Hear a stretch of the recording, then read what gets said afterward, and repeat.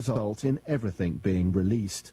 On Sunday, a co-sponsor of the bill said 100 members of the president's own party could now back it. That's the BBC's Tom Simons.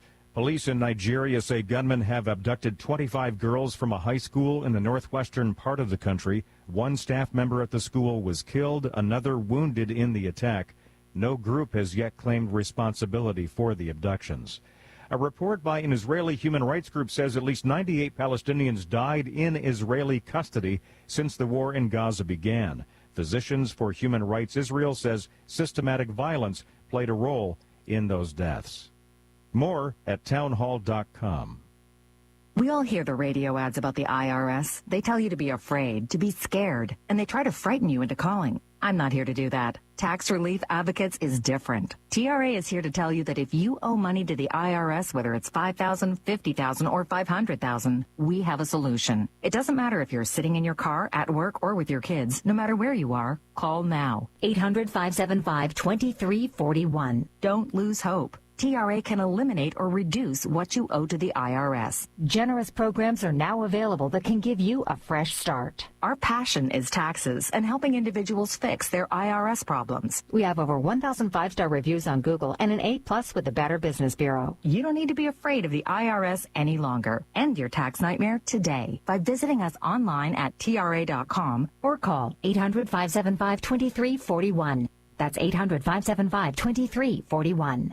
Tax Relief Advocates, real solutions for real people.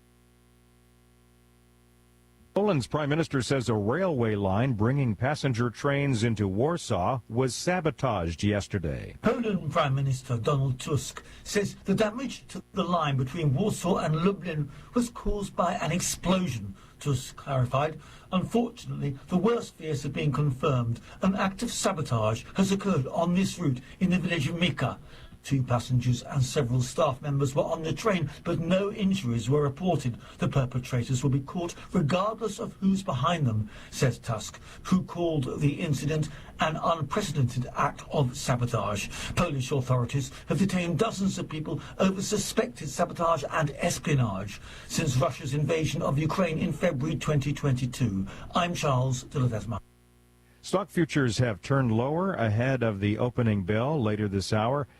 NASDAQ futures down 52. News and analysis at townhall.com. Cities across the country increasingly are using AI to help out with safety on the roads. Cities and states in the U.S. are turning to AI to improve road safety. Hawaii is distributing 1,000 dashboard cameras to monitor road conditions and reduce traffic fatalities. San Jose, California has reported a 97% success rate in identifying potholes using cameras on street sweepers. Texas is using AI to analyze road conditions and identify outdated street signs. Florida and Michigan are also leveraging AI for road safety improvements. These efforts aim to address infrastructure issues and prepare roads for autonomous vehicles, highlighting the growing role of technology in transportation safety. Ron Taylor reporting. Later this week, AI giant NVIDIA will release its quarterly earnings. The company has been the pace setter for AI-related stocks in this year's Wall Street rally. NVIDIA's results will be a crucial bellwether for the tech sector. More on these stories, Townhall.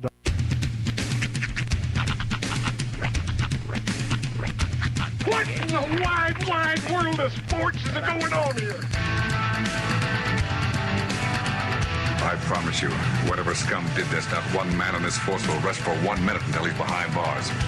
Now let's grab a bite to eat. Yeah, come on. I feel the hot wind on my shoulder and the touch of a world that is older. I hit the switch and check the number.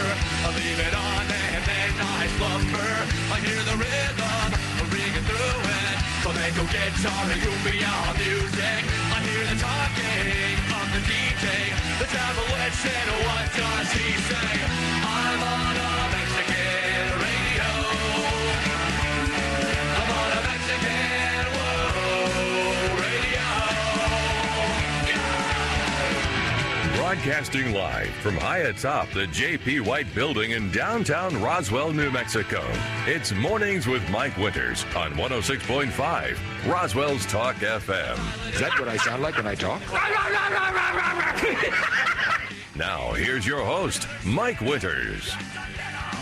And good morning, one and all. Welcome to Mornings with Mike Winters. I am he. That would be me, Mike Winters. Happy Monday, everybody. Welcome to it. It is, of course, a busy weekend with high school playoffs and everything. Congratulations goes in order to the Goddard Lady Rocket volleyball team. Unfortunately, they fell in the semifinals, but they played a good tournament there. Also, congratulations to the Goddard Rocket football team. They played a tough game against Lovington on Saturday, but fell just short, so their season is done. Indeed, but a valiant effort, absolutely. It was a good game. I was listening to it because I was here, and it was. I like a game. I like a game that really picks back up at the very in the end, so that it really leaves you wanting. Put it this way, they played Lovington very well, and Lovington's a very good team. And of course now and then Roswell, they won on Friday night, one big pretty 52-0 decisively. Yes, I believe so. They got a big win there. Which sets the table for this weekend. The Roswell Coyotes will advance to the semifinals. They are taking on the 6th seed Gadsden Panthers, who defeated Los Lunas over the weekend. Because of the who owes who situation, that game is in Gadsden. So we will have that game for you. It will take place Saturday at 2 p.m. We will have it audio only here on the radio, 106.5 Roswell's Talk FM. Audio only on the KSVP TV channel in the Roswell Coyote channel there, ksvptv.com, in the Coyote channel. That'll be at 2 o'clock. Audio only. I know they're going to attempt, but I'm telling you right now, it's going to be audio only. They're not going to let us. No. I think they Gadsden down in that territory. They I'll be honest, we lucked out getting the Roswell High rights. Yeah, we did. We lucked out on that one. So. And then, so that's going to be one side of the bracket. Now, Artesia, they got the big win on Saturday as well. The semifinal bracket on the other side will be Artesia, Lovington, the 1 seed and 3 seed respectively there, Artesia being the 1 seed. Artesia owes Lovington, so that game will take place in Lovington Saturday at 1 p.m. We will have, again, audio only, I'm pretty sure of that one as well. I don't think we're getting video rights. I believe they're going to try, but once we get to the semis, they got better chance. They got a better chance than the Coyotes. Yeah, we don't. So audio only again on 990 AM KSVP. You can also catch audio only in the Artesia Bulldog channel at ksvptv.com. But that'll be at 1 o'clock on Saturday. Coyotes Gadsden, 2 o'clock on Saturday. And we'll have both. We'll have that game for you right here. The Gadsden. Roswell game in Gadsden right here on 106.5, 994 Bulldogs in that matchup against Lovington. That'll be a good game, too. Yes, sir. Keep an ear on that one. Lovington and Artesia have a history. Now, that being said, Artesia's the 1 seed, and in theory they should, but Lovington's going to put up a dogfight, much like Goddard did for Lovington on Saturday. Absolutely. It doesn't always go by the numbers. I mean, it's one of those any given Saturday situations. You never know what's going to happen. Players, I mean, they go out there and I've said before that half the time when you're going to play like the 1 seed and you're like the 10 seed or whatever, you're going in with your full game, knowing you're taking on the top top spot. They're going in saying, "Oh, it's an easy win." Yeah. So, effort levels being what they are, and things can change. That's the crux of being the top seeds, overestimating your opponent. That's right. I've seen many a 1 seed go down early because they didn't take it seriously. Indeed. And that's why they play the game. We're going to hit you with all the coach speak this morning. But anyway, we will have all that for you here this weekend. And as we get closer to the week here, any updates or changes to that, I will notify you directly. Yes, sir. How was the rest of your weekend? It was all right. I was here most of Saturday working. Sunday, I was off-kilter time. Yeah, because you had the Barcelona game, right? Yeah, with, well, it was Madrid. The Commanders? Oh, it was Madrid. Okay. Yeah. So basically, I got up at 7:30 in the morning to watch football, and the game was over by like 11, and I'm like, what do I do with my hands? I know that. I totally know that feeling. It was a good game if you're not a fan of either Miami or well, if obviously I'm a fan of Miami because they won, but in overtime. Wow. It was a good game. As far as two teams that stink playing each other, it was an action-packed game. I mean, it was all field goals for the first half, and then finally. But, I went to overtime, and kicker missed a field goal at a very inopportune time. And they made a funny joke, which I will not share on the radio. Off the radio, I'm sharing it all over the place, but not sharing it on the radio. So, because it's not appropriate. But it's funny. Okay. Yeah, I fully know that feeling because, like, a couple of times this year, I've had like, to put it in my world, wrestling pay-per-views from like different countries, like Australia, which that one started for us here at like 7:30 in the morning, and so by the time you're done, watching that, it's like I'm usually going to bed right now, and now I have a whole day of what do I do from here. Yeah, I get that because I main evented early. When I was in the military, and I'd go try to check out hockey playoffs, and I have to get up at like 1 in the morning to watch it and all that. Yeah, I get all that. I did find a product that I saw a bunch of kids wearing in the Madrid there in the fandom, all that, and I'm not gonna lie, it's like this. It was like a headband visor hat thing, and it said "Vamos Commanders," and it looked pretty sweet, and I'm like, I would like to own that. I bet you would. Vamos Commanders. I'm sure it's on NFLshop.com. Well, yeah, I'm curious. I mean, but it was pretty good. I ain't gonna lie. I was looking, and I was liking, but I only saw kids wear it, so maybe they don't make them for adults. But I kind of just like the way they look. They look sharp. But is it Commander colors? It's white, but then it has the burgundy and gold in the Vamos Commander stuff. This doesn't say Vamos. It's just Washington Commanders, but it is. It's like the. Oh yeah, it doesn't look like that. Okay. This one was just for the Spain game. Okay, yeah. This is more like it's like a hat that somebody just chopped the top of the hat off. Yeah. It's not. This is more like a headband because I don't think but it's not really a headband either. I think it's one of those European things that we don't know. It's kind of like when you go to when the Olympics happen and they got like special berets and everyone's on special beret. This is like one of these, and it's very European, dude. You brought it like having like the thing that you don't understand. I have gone down a severe rabbit hole this weekend. Yeah. And it's not my fault. The algorithm started serving them to me. Yeah. I have watched probably 3 to 4 hours of just slap videos of professional slap competitions. Because, I mean, they go hard. Yeah. The first one I got served, I'm pretty sure, was AI. Because the dude comes up and he pops him and it shows his eye is up here now. Oh.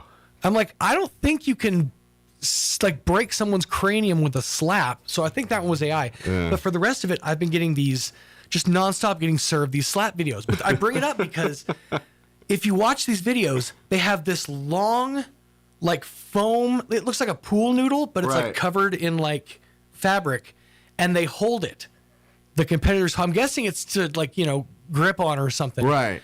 But it seems weird that they both have these like long pool noodles, and half the time after they get slapped, they go up like they're about to just beat, the crap out of the guy with the foam tube. I'm like, what is that even for? It's funny you mention that because I saw a post on Facebook. Everyone said, anybody got extra pool noodles I can borrow? And I'm putting two to two together. Like, starting an amateur slap competition. Somebody saw the same video as you did. I gotta remove a bullet from a 18th century war veteran. I need something for him to bite down on, and I don't have a wallet handy.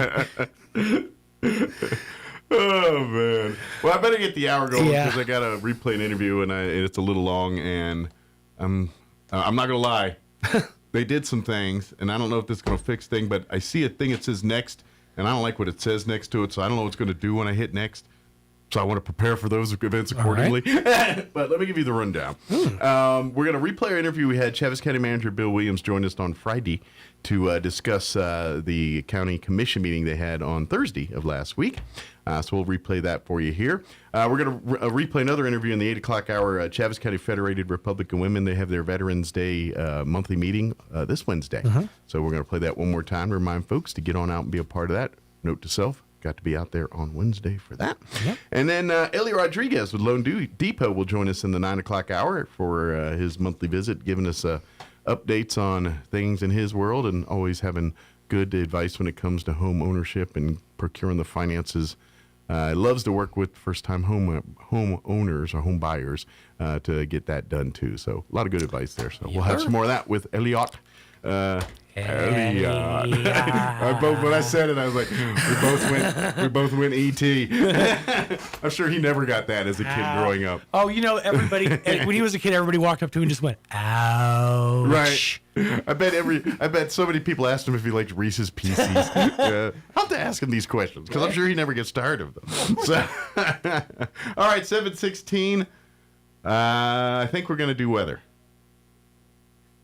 I'm meteorologist Steve Hamilton with your Pecos Valley weather. We have fairly cool high pressure overhead today, and we're looking pretty good on the temperatures. We'll be in the mid-70s. Might be a little bit windy, especially around Carlsbad and Artesia, but we will have sunshine through the day. Overnight, some clouds and low to mid-40s, and then we get a mix of sunshine and clouds on Tuesday. Afternoon high in the mid-70s, nice on Wednesday. That's your latest forecast. I'm meteorologist Steve Hamilton. Thank you, Steve. Currently 55 degrees here in Roswell. Humidity is at 55%. Coincidence? Yeah, it is. Winds currently out of the southwest at 10 miles per hour. For today, sunny and mid-70s, 74 for a high with winds out of the, out of the west, 5 to 10 miles per hour. Partly cloudy tonight, overnight low of 43 degrees, west winds at 5 miles per hour. Tuesday, partly cloudy, once again highs mid-70s, 74, winds out of the south, 5 to 10 miles per hour. Tomorrow night, mostly cloudy, overnight low of 48 degrees. Wednesday, mostly cloudy, 72 for a high, winds out of the south at 5 to 10 miles per hour. And then Wednesday night, we got a 50% chance of rain, mostly cloudy, overnight low of 47. 50% chance of rain on Thursday as well, partly cloudy and 61. 20% chance at rain Thursday night with an overnight low of 38. A little chilly. And Friday, back into sunny skies, low 60, 63 for a high there. 64 on Saturday with a 20% chance of rain. Sunday, 65 for a high on Sunday there. So it looks like midweek, got some decent chances at rain, at least for the time being. We'll see how that changes. But for now, so far, so good. All right, it is 7:18. We're going to take a commercial break that will include your Roswell Livestock Report with Smiley Wooten. And then on the other side, we'll play our interview we had with Chaves County Manager Bill Williams. Don't go away. You're listening to Mornings with Mike Winters.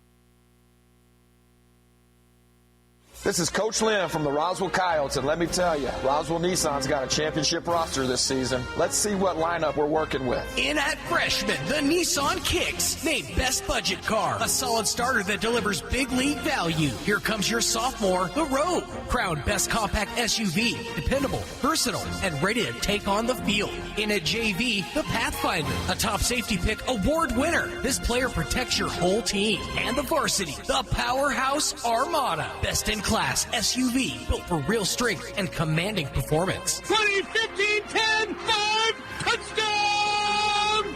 Coyotes! Roswell Nissan's got 165 players in their lineup to choose from, and they're all ready to score big for you. With rates as low as 0% and no payments for 90 days, it's your time to get in the game. Looks like we're set for one heck of a season with this lineup, so come down to Roswell Nissan and join the winning team. Roswell Nissan, 2111 West 2nd. Good morning, this is Smiley Wooten at the Roswell Livestock Auction. A good November run this week with a nice selection of all classes of cattle, especially high-quality native calves, light yearlings, bred cows. We expect to sell 1,800 head, breaking down like this: 175 to 200 weight cows and bulls, 275, 300 pairs bred cows, 1,350, 1,400 calves and yearlings. Today's sale will include 15 to 20 cow-calf pairs, mostly black and black-white-face Angus cross cows with black calves. Pairs 5 to 10 years old, 120 bred cows, Kenneth Smith Incorporated, Hobbs, New Mexico, ex-quality black and black white face, red and Charolais crossbred cows bred to Angus and Charolais bulls. Cows 5 to 10 years old. 31 bred cows. Mr. J.D. Rose up here northwest of Roswell. Excellent quality black Angus and Brangus crossbred cows, bred to Angus bulls. Cows 3 to 9 years old. Several other consignments of young, middle-aged, and older bred cows. 48 calves. Mr. Gene Jaquez at Guyena, New Mexico. Excellent quality black and red Angus crossbred calves, shots at Brandon, 500, 650 pounds, 43 calves. Mr. Don Wynick, Balmoral, Texas. Excellent quality black and black white face Angus crossbred calves, 1 round of shots, 550, 675 pounds, 39 calves. Mr. Mike Wilson at Tatum. Excellent quality black crossbred calves, weaned 2 rounds of shots, medium condition, 400, 550 pounds. 71 calves, the Guadalupe Mountain Farms at Sierra Blanca, Texas. Ex-quality black to black white face Angus crossbred calves, shots at Brandon, 450, 600 pounds. 88 calves, the Robinson Cattle Company in Mesilla Park, New Mexico. Ex-quality black Angus calves, 1 round of shots, 400, 550 pounds. 63 calves, the Eason Ranch over in Socorro County. Extra quality black to black white face Angus crossbred calves, 1 round of shots, 450, 600 pounds. 44 calves, the Boyles Ranch here west of Roswell. Extra quality black and Charolais crossbred calves, 1 round of shots, 400, 500 pounds. And 27 steer calves, Scott Ranches, Orla, Texas. Excellent quality black and black white face Angus crossbred calves, cattle weaned 40 days, 1 round of shots, 400, 550 pounds. Several smaller consignments of high quality native calves and yearlings for today. Sale time this morning, 9 o'clock. Sell pairs of bred cows 10:30. Be selling calves and yearlings around 11:30 to 12 o'clock noon. We expect to sell 1,800 head here today. This is Smiley Wooten, Roswell Livestock Auction. Here's a Mornings with Mike Winters fun fact. There are 293 ways to make change for $1. Try all 293 on the guy who keeps borrowing money from you. Here's Mike Winters. Studio this morning. Chavis County Manager Bill Williams back with us. Good morning. Good morning. Good to see you a week early. A week early, yeah. It looks any different? Well, it's the daylight savings time version. Maybe that's true. I don't know. Maybe that's what it is. It is a wee bit brighter, but yeah. That's good because I'm still not as bright as most. So I'm about as sharp as a bowling ball. So, but yes, it's in case. The reason for him being a week early, because, in fact, the county commission meeting had their meeting a week early as well. Yeah, we had the meeting a week early because you only have so many days between the election and the canvass of the election. I'll get into that a little bit more later. We had a very light agenda. So instead of telling you kind of from beginning to end, I'm going to tell you the end, and then we're going to go back to the beginning. Because that was more. So we'll eat the meat first and then nibble on the bread on the other. Well, the stuff that happened at the beginning, it's probably a little more interesting than the stuff that happened towards the end. Gotcha. Okay. So, by the way, that's poor planning if you're making a movie. Yeah, just saying. Exactly. So, first thing we did, of course, last month we had permission to publish for a public hearing, which we have to do anytime we do one of these things. So, this month we actually had the public hearing for Ordinance O-118. This is really not very exciting stuff. Well, if we put music behind it, I'm thinking movie again. Yeah, can you hum something ominous? Yeah.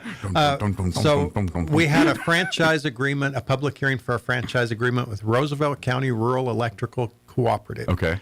And they are in the process of doing some of that last mile stuff that they do with the data and internet. And we didn't have a franchise agreement with that entity. We usually try to do a franchise agreement with the staple companies that are here. For instance, the gas company, the XL, CVE. We have franchise, Otero Electric, Sure. Lee Electric, Kind of your the water companies, people that are regularly and routinely, they live here, they're going to be working in our right-of-ways. They're not going anywhere anytime soon. Yeah, and we didn't have one with Roosevelt County Rural Electric Telephone Cooperative, and they do need to redo some phone lines in the very northern part of our county. It's only, I think it's less than 10 miles, the total. I think it comes into our county like in 3 places. But there's about 6 people, I think, in northern Chavis County who rely on Roosevelt County Rural Electrical Co-op to get their telephone service. And they actually can't get cell phone service or anything else out there, so they really need a good... Do they got any carrier empty pigeons. land over there for me to move to? I'm just thinking, you can't get a hold of people over there? You mean to tell me you're done with technology after all this exciting stuff you've had the last... I'll be quiet. I'll just build a little cubby over in the corner, and I'll mind my business and just, because I feel they got no cell service. I feel so bad for you and Sean the last couple of weeks trying to... It's not so much y'all adapt, but trying to adapt this software to what actually works. There's a reason why I'm bald. That's all I'm saying. But anyway, the county commission approved that franchise agreement, and now it's got a 30-day cooling off period, if you want to call it that. I mean, a franchise or an ordinance doesn't go into effect for 30 days in case anyone wants to oppose it or anything, then we'd hear it again. But gotcha. It's pretty unlikely anyone cares. But there are a few people in northern Chaves County at least 60, right? who will at least be able to get one of those crank telephones or something back. Well, and these are those situations where it's God forbid something happens, and get it. People that live in a rural lifestyle, they are aware of this and have accommodations. But at the end of the day, sometimes you've got to get a hold of someone. So and they're kind of like you. They're out there because they want to be. Sure, out there. absolutely. But they do need, in this day and age, you do need access to the internet and telephone. And the technology is available where we can get to places remotely via some form of communication. So and of course, their extension of lines in Roswell County, of course, probably takes care of many, many customers. But in Chaves County, it's a very small number. But anyway, we're glad that happened.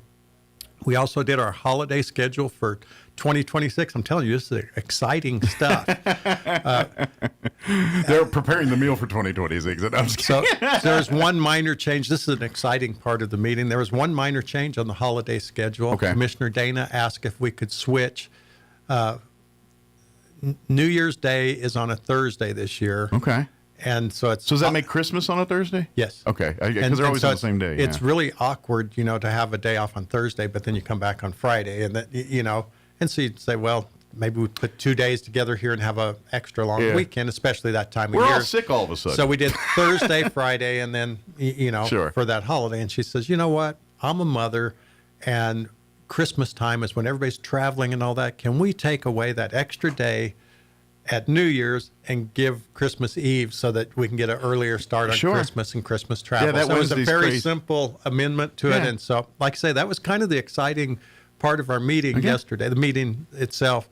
We had a small budget adjustment for an agreement. I think it was $186,000 for the Cultural Plaza between the state of New Mexico and Chaves County. And of course, if you haven't seen the Cultural Plaza, it's coming together pretty nicely over on Virginia and 4th behind the courthouse. The bathrooms have been set. They're done. They were prefabricated. There are 3-holer on each side, so it's not just a one. Back in the military, that's a bomber, that's a pilot, co-pilot, and bombardier. Okay, good to know. So we've got those in place. The stage area is already built up, and they're starting to build the walls around it. There will be another shaded event space, and then the path all around the center and some grassy area, and of course the big wall all the way around to kind of help with the railroad noise. We all know if you're standing anywhere near there with a 10-foot wall or not, when the train goes by, you're just going to have to grin and bear it till they're passed. But it does help a little bit, and that's part of the plan. Sure. Okay. So it's coming along real well. There's a lot goes into something like that. You think, well, just level it off and put some pavement down there and you're done. But there's a lot of sprinkler lines, electrical lines, all the things that... And Earth does things what Earth does, and so you have to mitigate for some of that stuff, Right. Everything erosion, water moves dirt in all kinds of places, and when the water does hit there, how's it going to move the dirt? We have to plan for that.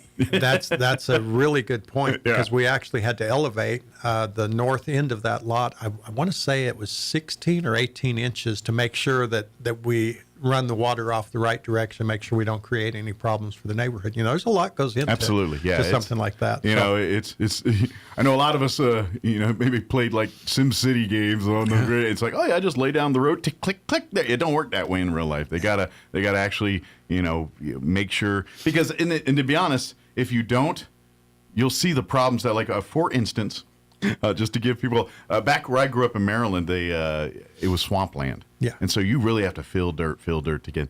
Well, they built a big mall near in our hometown there, and they spent like 3 years filling dirt.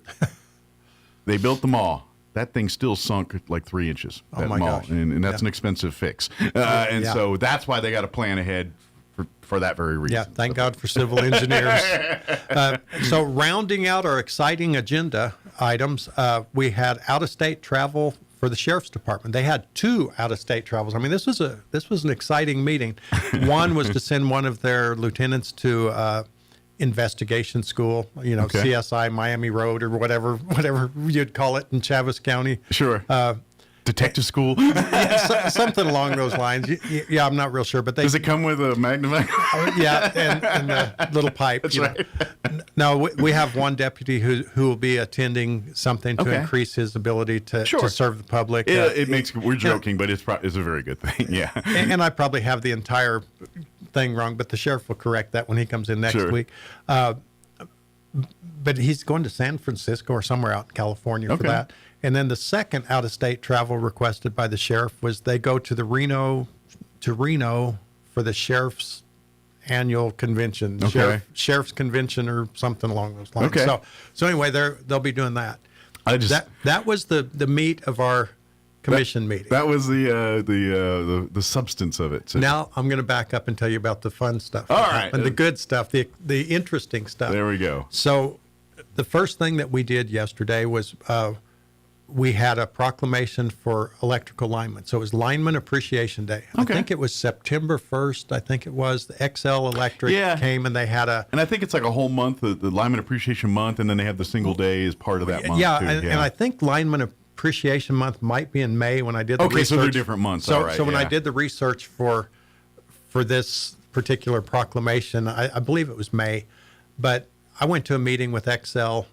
I think it was September 1st. It was at the Institute, and they brought in people from all parts of their company, and they explained all the different things that they do and ongoing stuff and how they're trying to build their portfolio of electrical services and all that. And they had individuals from each different division, including the linemen. And as I was sitting there, I happened to think, every time we have an ice storm or a snowstorm or huge winds or heat or whatever. Anytime the weather stinks, guess what? You can drive by.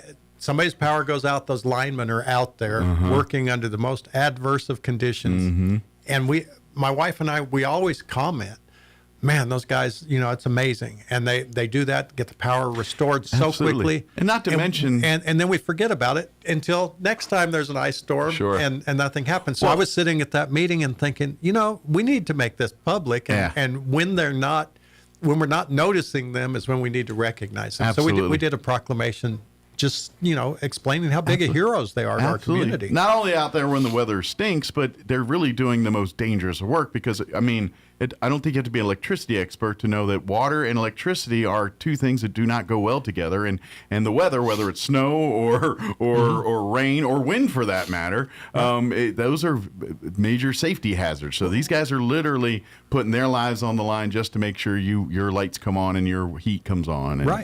And we're very fortunate. They do a really good job. I had the numbers there with me yesterday. It's 99 point something % of the time we have electricity.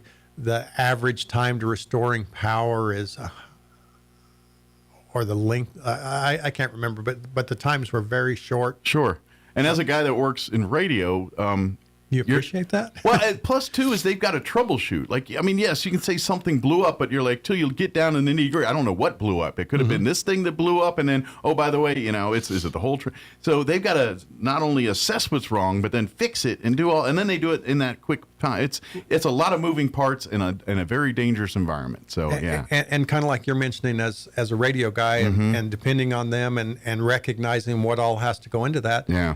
We also brought up the point that public safety is definitely affected. If the power's out and communications from dispatch to sheriffs to the police, the fire department, whoever it is, if that information is not timely or not consistent, there's a problem. And so by their restoration of the power quickly and efficiently, we make sure that we get the right information to the first providers as quickly as absolutely our first responders as quickly and accurately as we can. And so that was a big part of calling them out as heroes. Yeah. So well, there's could be enough praises sung. So yeah.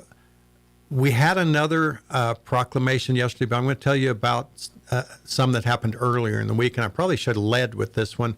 Veterans Appreciation Day was Tuesday. Yeah, we had Veterans Day. We had Veterans Appreciation Day, a proclamation. We didn't read it yesterday at the meeting, but we proclaimed Veterans Appreciation Day in Chaves County as the first Tuesday in November. Absolutely. You know, the whole thing. And along with that, we reminded people about Operation Greenlight. You'll notice that the Chaves County Courthouse, the Chaves County Administration Building, they're lit up in green for the entire month of November. Do you have your green light bulbs? I have my green light bulbs at home. And I imagine you can go to any local hardware store and probably pick some up if you don't. If you don't. You just tell them, hey, you got the green light bulbs, and they'll probably point you either for Veterans Day or whatever it is. Yeah, and you know, we put them in our fixtures on our front porch at the house. When November's over, we take them out, put them in a cupboard right there close by the door, and I have no idea how many years that's going to last. Probably longer than me. I would think, because they're LED. They're LED. They never die. Yeah, you don't break the filament taking them in and out. You know, it's. I would go ahead and just put them in your will now. So bequeath the kids your green light bulbs. I have 2 kids. I have 2 light bulbs for the porch. I'll give each of them. Perfect. Man. You want to start a fight? Yeah, that's for sure. We also had. Brian Hotelin is the flood control superintendent. Gotcha. He's not the flood commissioner. That's Tim Jennings. But the flood control superintendent, the guy that runs the day-to-day operations at the flood control department, was put up for floodplain manager of the year. Okay. By the Department of Homeland Security and Emergency Management out of Santa Fe. Wow, they said, quite an honor. You know, all the work that you're doing here in Chaves County post-flood and pre-flood actually as well, but they recognized how much work has gone into trying to repair infrastructure, how to identify what to fix, how to fix it, how to get it done as quickly and efficiently as possible. And Brian Hotelin won the Floodplain Commissioner of the Year award for the state of New Mexico. And so we're real proud of that. Yeah. He didn't know it for a couple of days, and we tried to sneak it in on him, but the guy that nominated him from the state called him and said, so what'd you think about that award? Oh, doggone you. Let the cat out the bag. Yeah. Oh, well. So, but anyway, Brian was there yesterday. Did he act surprised? Well, just kidding. I had invited his family and let them all know he doesn't know. And then before it came, he knew. But, oh, well. But anyway, that was a fun thing to give him that. The other thing, proclamation-wise, on Election Day, which was November 4th, we also had Election Workers Appreciation Day, and that went on that day. They are the reason voting goes smooth. Absolutely, they are. And, of course, we did the canvass of the election as well. So I'm going to get back into that one in a minute. But one of the really exciting things, and it was great for me to do it because she had been a friend of mine for 40 years. Alice Eppers passed away a couple of months ago. Oh, yeah. And we wanted to do a proclamation for her and her time as a county commissioner. You know, we always try to honor them. Absolutely. We try to honor them before they pass, but certainly after they pass. We want to be sure that people know what they contributed to our community, and it was the same thing with Alice. So we had a proclamation in her honor, just letting everybody know, you know, she was instrumental, and in the Chaves County Courthouse in the administration building, she was there during those times getting those done. She brought a fresh perspective to the commission. You know, she was one of those that really immersed herself and did really well. We also made the point that she worked for 22 years for 2 different state or congressional members, Joe Skeen and Steve Pierce, both. She worked for those. She was the Republican Party chair. She did that for a couple of years locally and then stepped down so she could run the statewide portion of that. But she was a wonderful person. Family was first and foremost to her. She worked so much with DWI program and literally reached tens of thousands of people through all the DWI programs and things that she assisted with.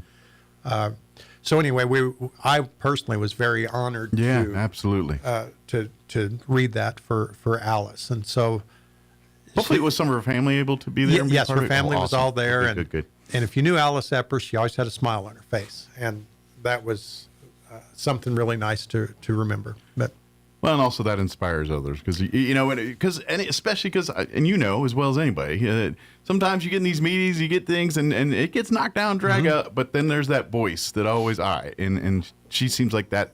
She was that person in the room. She was very down to earth. Yeah. I mean, she's a country girl, grew up on a ranch, and she made no bones about it. But she might even chew you out, and you were smiling at the end of it because the way she did it, it was just matter of fact, and it was not personal. But you need to understand what's going on here, and if you can develop a skill where you have that ability to talk to people regardless, of state, that's a skill. And it sounds like she kind of had that way. Oh, she absolutely was the best. So, back to the canvass of the election. So we have only a certain number of days to canvass an election, and so Cindy came up and she pointed out that we had the election workers and thanked all the election workers for the wonderful work that they do, and they do it every year. It's just amazing how it starts at the top with Cindy too, and her staff. I mean, absolutely, those volunteers. Yeah, the needle would not move without them. But without her teams and their execution, their planning, and their and by the way,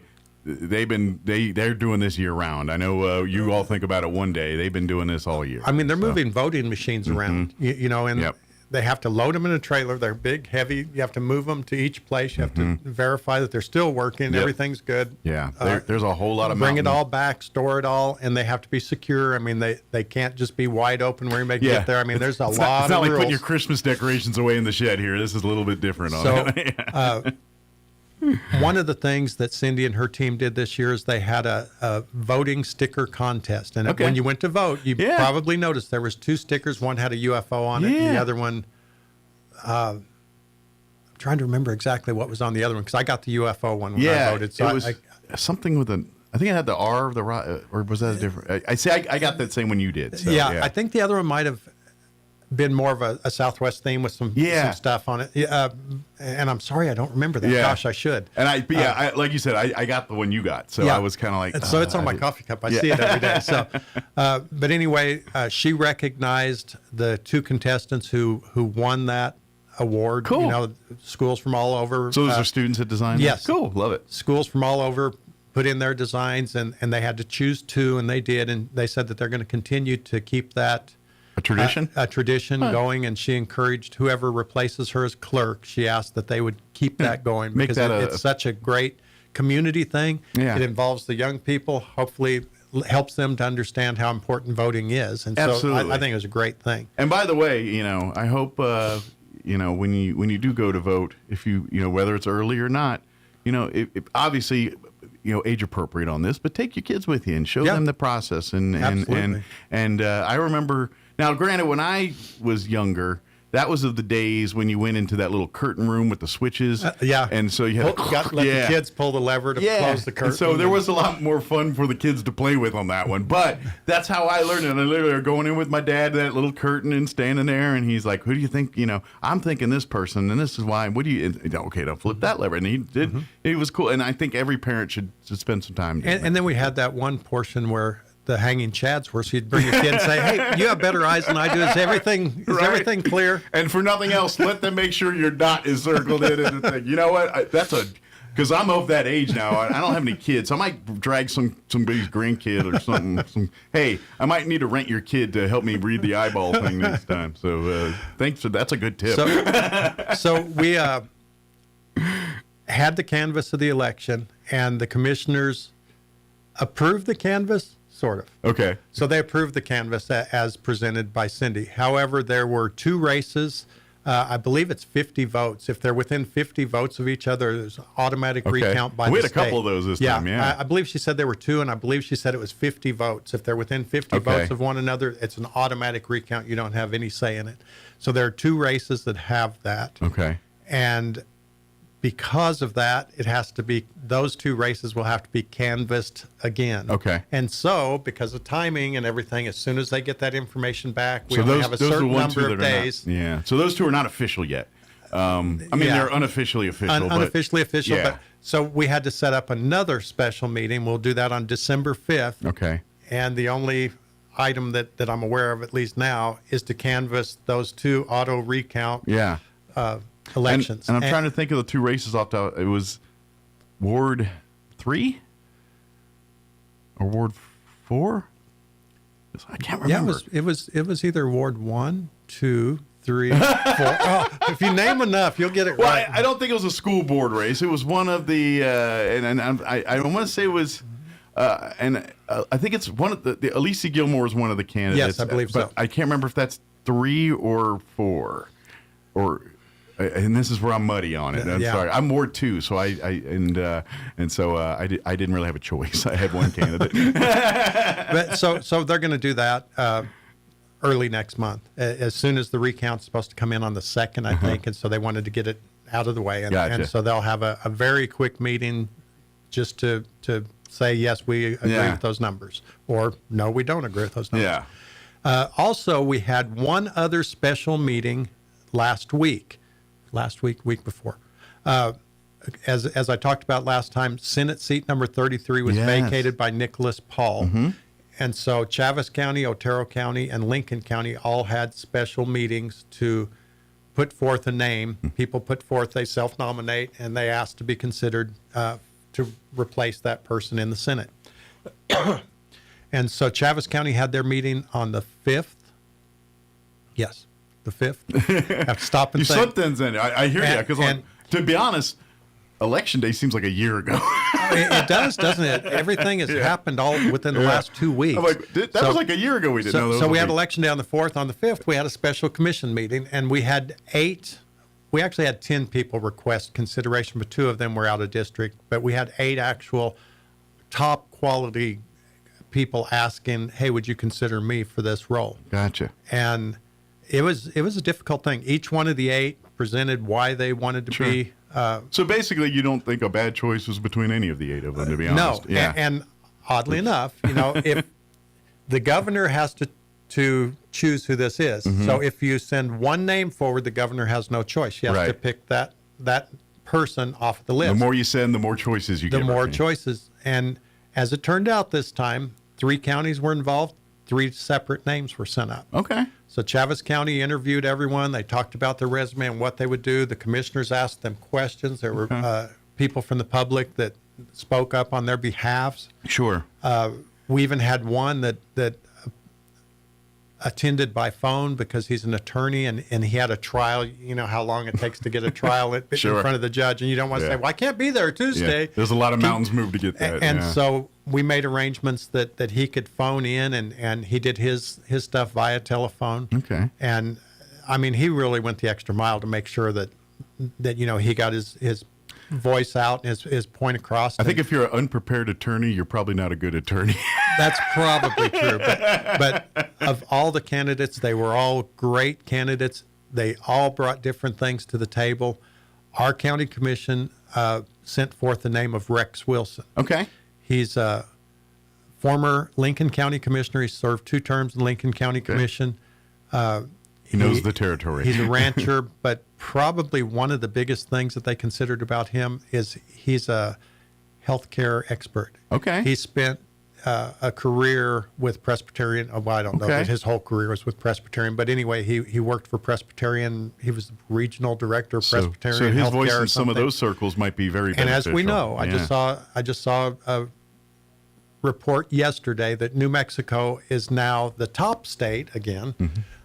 For medical malpractice suits. We way exceed everybody else's number of suits per 1,000 people. Well, and that's one of the things. We need to get healthcare in New Mexico under control for all of us. And to be honest, and to get doctors. That if you're wondering why you have to go to Texas to go see things, it's that this is part of that problem there. It really is. I mean, I know I've seen several healthcare professionals, even in our own Roswell community, talk about the difficulties they're dealing with as far as that kind of thing. And Santa Fe has a problem with trial lawyers managing what comes out of the legislature and getting the ability to reach into the taxpayer's pocket and take money for these frivolous lawsuits. And there's, whether it's medical malpractice, whether it's civil rights, the list goes on and on of the things that they've set up so that they can. If we can get a few more voices, experts in the legislature talking about that, that's a good thing. I think that's very important, and the health care, of course, is huge. So let me ask the question: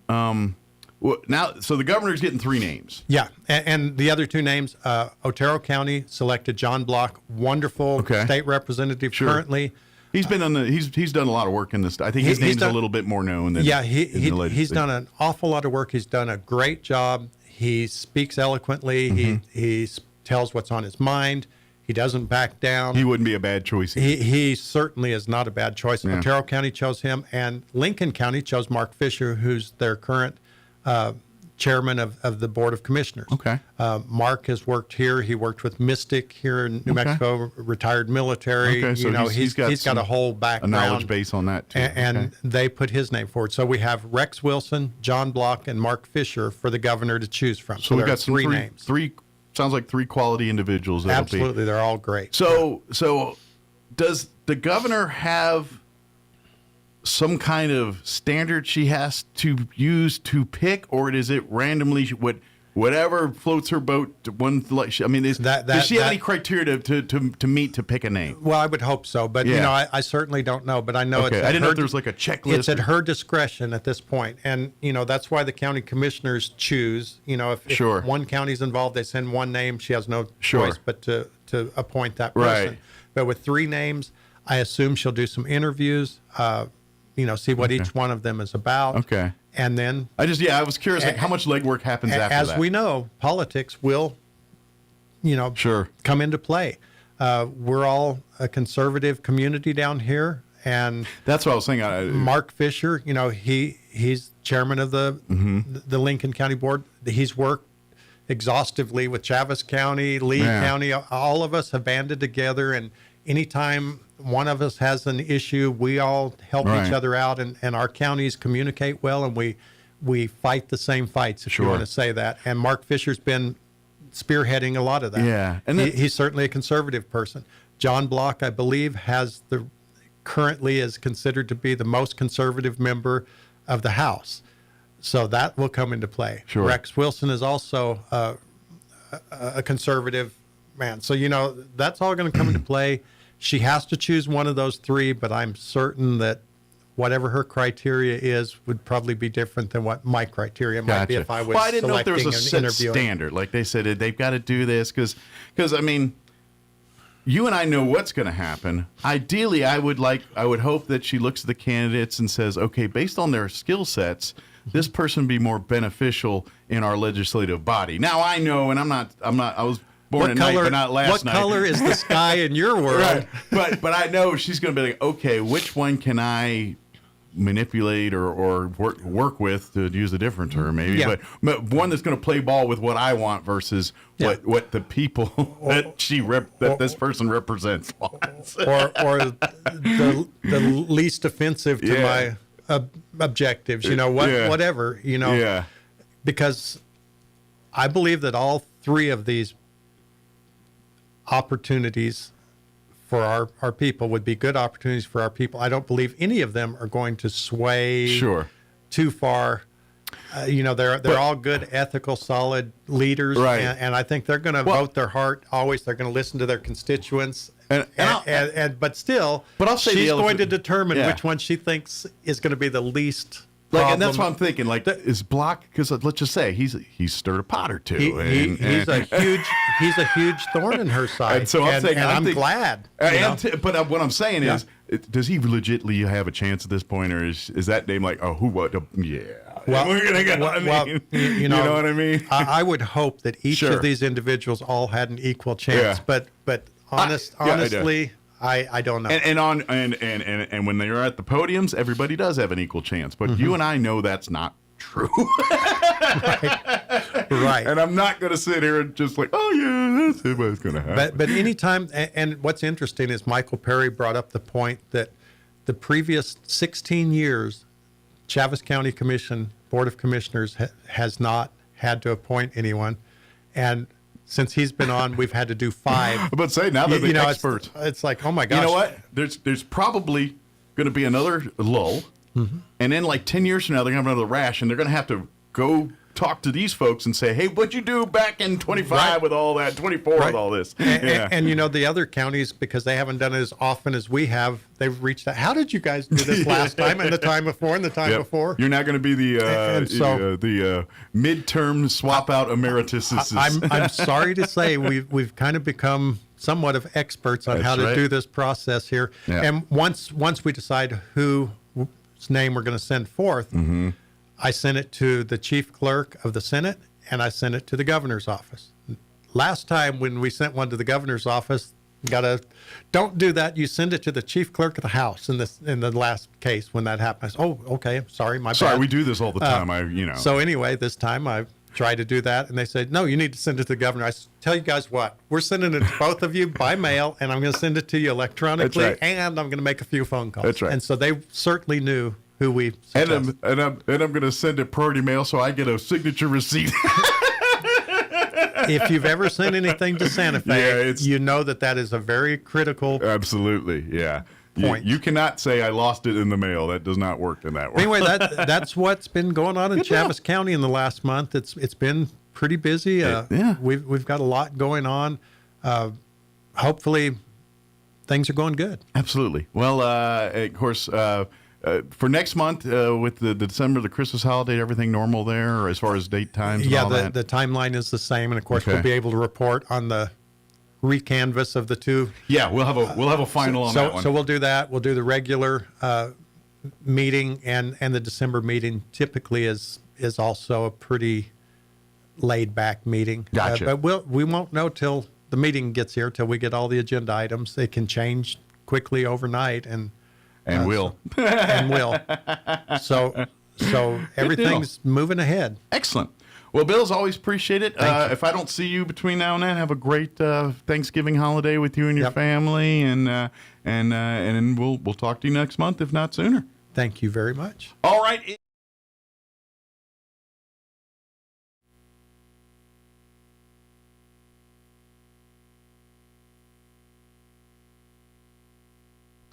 Thanksgiving season is here, and Roswell Honda is serving up the saving. Now through November 26th, find huge rebates and discounts across the lot for you to gobble up.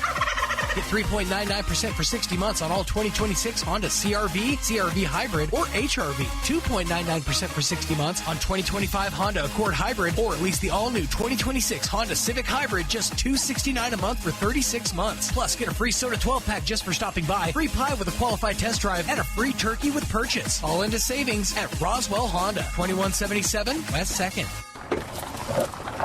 Some vehicles take you places. The Ford Bronco takes you everywhere. Where the pavement ends, the story begins. And the 2025 Ford Bronco is ready to lead the way. Right now, Carlsbad Ford has a big selection of Broncos on the lot, each one discounted with a special price for November. Plus, there's up to a $2,500 rebate on these rugged, adventure-ready Broncos. Don't wait. Come get the Bronco you've always wanted today at Carlsbad Ford on West Pierce in Carlsbad.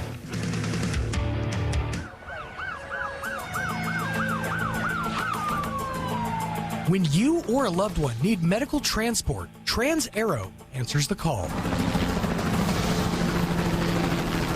Trans-Aero Medevac operates 3 rotorcraft bases and 1 fixed-wing base in southeastern New Mexico, allowing them to respond quickly to emergencies across diverse terrains. Their fleet extends coverage deep into New Mexico and West Texas, including Artesia, Carlsbad, Roswell, Ruidoso, Midland, Lubbock, and the surrounding areas. Ready to answer the call when every second counts. Trans-Aero Medevac, proudly serving southeastern New Mexico and West Texas. Flown for free, thanks to the partnership from the City of Artesia and Trans-Aero Medevac.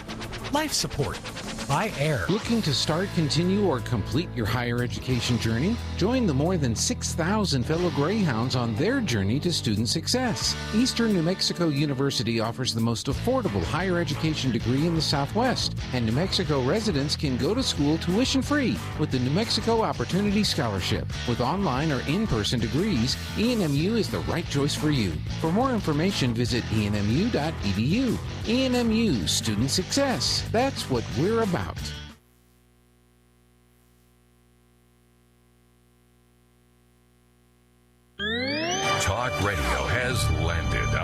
all-new 106.5 FM, KEND Roswell. The Federal Aviation Administration has ended all restrictions on commercial flights that were imposed during the government shutdown at 40 major U.S. airports. Airlines resumed normal flight schedules at 6 a.m. Eastern Time this morning. President Trump has made a U-turn when it comes to releasing the Epstein files. President Trump now says House Republicans should vote to release the files in the Jeffrey Epstein case. Trump had been fighting the proposal as more Republicans supported the release of the files. But that changed Sunday night. Writing on social media, Trump said, quote, "We have nothing to hide." Trump's statement followed a fierce fight within the GOP over the files, including a split with Georgia Congresswoman Marjorie Taylor Greene. Mike Hempen, Washington. The UN Security Council has scheduled a vote for later today on a U.S. peace plan for Gaza. Here's the BBC's Yolanda Nell.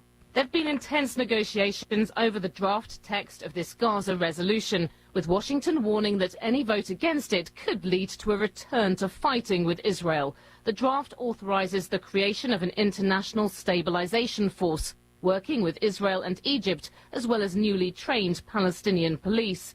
Part of its mandate would be to decommission weapons held by Hamas and other armed groups. A board of peace, expected to be headed by President Trump, would oversee transitional governance. Following pressure from key Arab states, the latest text mentions a possible future Palestinian state. John Fetterman is back home with his family in Pennsylvania after being hospitalized. The senator's office said he had a ventricular fibrillation flare-up that caused him to feel lightheaded and take a fall late last week. More on these stories at townhall.com. Hey, I'm Mike Slater. My dad passed away at the age of 63. It's out of nowhere. Here's an important message from the Diabetes Solution Center. Do you like pricking your fingers to test your blood sugar levels? No one does, but it's important to maintain your health. And now, by wearing a small remote device called a continuous glucose monitor, or CGM, you don't need to prick your fingers anymore. It's easy to use and helps you make more accurate diabetes treatment decisions. If you are testing your blood sugar 3 or more times daily, injecting insulin, or using an insulin pump, call the Diabetes Solution Center right now. And if you have Medicare or most major insurance coverage, you may be able to get a new CGM at little to no out-of-pocket cost. Shipping is free, and we'll even bill your insurance company for you. If you are testing your blood sugar 3 or more times daily, injecting insulin, or using an insulin pump, call the Diabetes Solution Center right now to learn how to end the painful finger sticks and get your own continuous glucose monitor, or CGM, at little to no out-of-pocket cost. Charlotte, North Carolina. Bernie Bennett has more. The Trump administration has made the Democratic city of about 950,000 people its latest target for an immigration enforcement surge it says will combat crime, despite fierce objections from local leaders and downtrending crime rates. Gregory Bovino, who led hundreds of U.S. Customs and Border Protection agents in a similar effort in Chicago, took to X to document a few of the more than 80 arrests he said agents have made. Bovino, head of a Border Patrol sector in El Centro, California, and other Trump administration officials have called their actions appropriate for growing threats on enforcement agents. Bernie Bennett reporting. President Trump is indicating that he plans to meet with New York City's Mayor-elect Zohran Mamdani and says that they'll work something out. For months, the president has labeled the Democratic Socialist Mamdani as a communist. News and analysis at townhall.com. I'm Greg Clugston. Foreign correspondent John Gambrell reports Iran says it is no longer enriching uranium. The IAEA Board of Governors is going to meet. There is a proposal that's in the works that could see Iran face further tensions there. And Iran itself still hasn't started any sort of negotiations with the United States over the nuclear program. There's also concerns here that Israel could strike Iran again. All this together means that tensions are going to remain high for the foreseeable future, but Iran is trying to signal that it isn't enriching and is trying to signal to the world that potentially negotiations might be possible. Disney-owned channels including ABC and ESPN are back on YouTube TV. The content went dark on October 30th after the two sides failed to reach a new licensing deal. That blackout affected sports, news, and entertainment programs. More at townhall.com.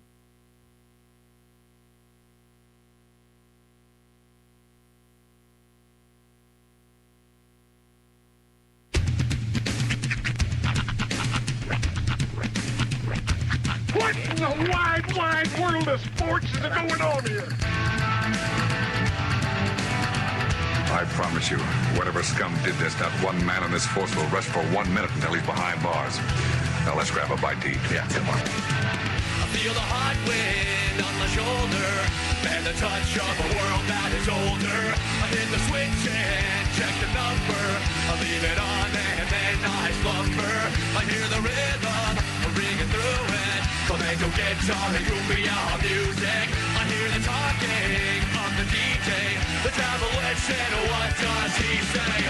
I'm on a Mexican radio. I'm on a Mexican world radio. Broadcasting live from high atop the J.P. White Building in downtown Roswell, New Mexico. It's Mornings with Mike Winters on 106.5 Roswell's Talk FM. Is that what I sound like when I talk? Now, here's your host, Mike Winters. And good morning. It is 6 minutes after 8 o'clock. Welcome to hour number 2. Of Mornings with Mike Winters, right here on 106.5 Roswell's Talk FM. Happy Monday. Mm-hmm. Did you get more soup this weekend? I didn't actually get a chance to get over to the bazaar. No. Yeah, but didn't either. I was working, so I didn't get a chance either. I did not. I will, however, partake in some soup at some point this week. I'm sure. Yes. Me and soup's paths will cross. I do got to say a huge thank you and a shout out to the folks at the Salvation Army. They held their Red Kettle kickoff banquet on Saturday. I'm pretty sure it started at 6:30, and we were misinformed and told that it started at 6 because we rolled in, and we were like, we're either very early or very late. Because it was just like, the commander and a couple of the people out down there just kind of doing their thing. But eventually, some people then showed the masses up. rolled in then after that. About 6:15, 6:20 or so, they all showed up. But yeah, fantastic dinner. Huge thanks to Peppers. They catered the event. Really good meal. Yeah, they always have good feed. And it was a very emotional presentation as Noelle got up and she was talking about the Angel Tree program. Oh, cool. And just kind of her experience. Being helped and assisted by the Salvation Army when she was, she and her kids were on hard times. And it was a really emotional display. I do have to say, next year, I loved the fact that they had these cute little, trinkets for folks to take with them. They had a pin that was the Salvation Army, like the kettle, the pin. Yeah. But they also had these little ceramic bells. Oh. Both of my children decided to take.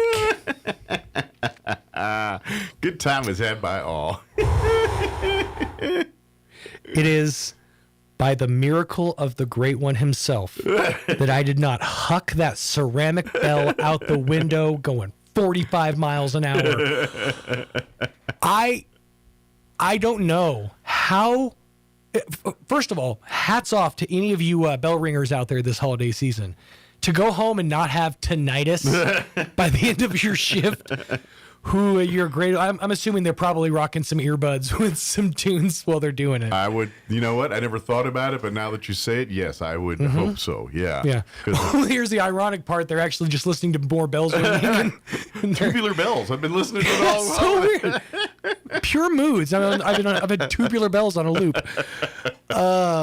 But yeah, so those were a fun part of my weekend, and it was fun too because like we would get up to go somewhere. Like we went to lunch yesterday, and Hunter's like, "Hold on, let me get my bell." I'm like, "No, we don't need it.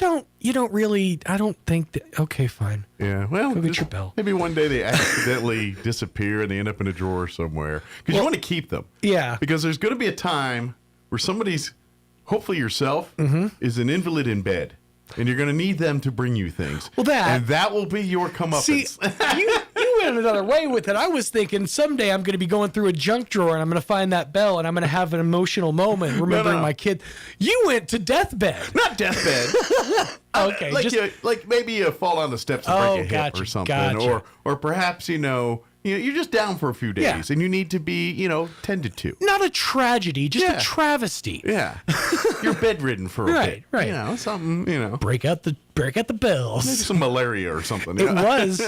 It was pretty convenient though, because they were kind of off playing, doing their own thing. I'm in my living room and we had to go and I had that bell sitting next to me. I'm like, and I just I didn't say a word. I just start ringing it and they came out. I'm like, this thing is useful. It's a training situation. But then you took it away from me, and it was just so. You should have took a bell yourself. I really probably should have. Then we'd had bell warfare. You know what? We know a guy. Maybe he can procure you a bell. I do know a guy. If there's any to be procured. A big bell. Well, even it's just the dainty ceramic bell. What's going to happen is I have access to a bullhorn that has a siren on it. So next time they decide to go ring crazy on me, I might just go siren crazy on them. But it's hard to conceal that bullhorn. The little tiny bell is way easier to keister if you need to. Fair. Sorry, Get Hard was on, not Die Hard. Get Hard was on I was over the weekend. just going to say, I got a big back. I can hide a lot of stuff back here. But yeah, true. It is the proper shape for... No little Yes Nails with channels and Get Hard was on, so that's where that came from. I'm just walking along and all you hear is ding, ding, ding. Pound for pound, one of the better Kevin Hart, Will Smith movies. I'll be honest, I've never sat down and watched. I've seen clips of it and parts of it. I've never sat down and watched the movie. It's not bad. It's pretty funny. Yeah. I dig it. I like it. It's way better than Rock and Kevin Hart movies. Will Ferrell and Kevin Hart do way better movies than Rock and Will Ferrell. Rock and Kevin Hart. Speaking of The Rock, I haven't had a chance to check it out yet, but people are saying some really good things about that. The Smashing Machine. Yeah. That he did. He did where he completely... completely looks like a completely different human being. Yeah. Like, I don't know if it's prosthetics or what they did with the face. Right. But the job they did covering up his tattoos. I mean, it was... Is this his Oscar push? I think so. Yeah. It's A24. So, he's working with there was actually the guy he's working with is I can't remember the name of the director, but I think he's also the guy behind Iron Claw. Oh, okay. And a couple of those other that makes sense now. That had that kind of Oscar because every feel. one of those. Well, think about it. What the Efron and really all those guys had to do, because you forget. I just remembered. Oh yeah, the Bear guy and Bruce Springsteen. Yeah. And for that matter, isn't he also? I think that's another A24 movie, actually. But he's one of the Von Erichs. So yeah. See, a lot of those are actually the A24s that are coming out right now are because they started getting written and filmed during the strikes last year. Okay. Because A24 isn't part of the Film Actors Guild, or the Screen Actors Guild, so they were able to work. Oh, okay. During the strike. And so I think a lot of these projects you're seeing from A24 are the culmination of kind of the work that started back then. Okay. So now they got some eyeballs on them and a budget probably compared to what they had then. Yeah. So they can get more Zac Efrons and what have you, the Rocks out there in the world. Yeah, and it's just astonishing how much weight he lost.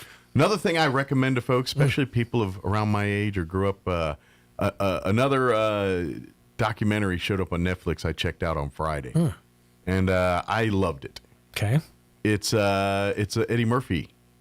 I saw the I didn't see the trailer for it, but I saw the still for it.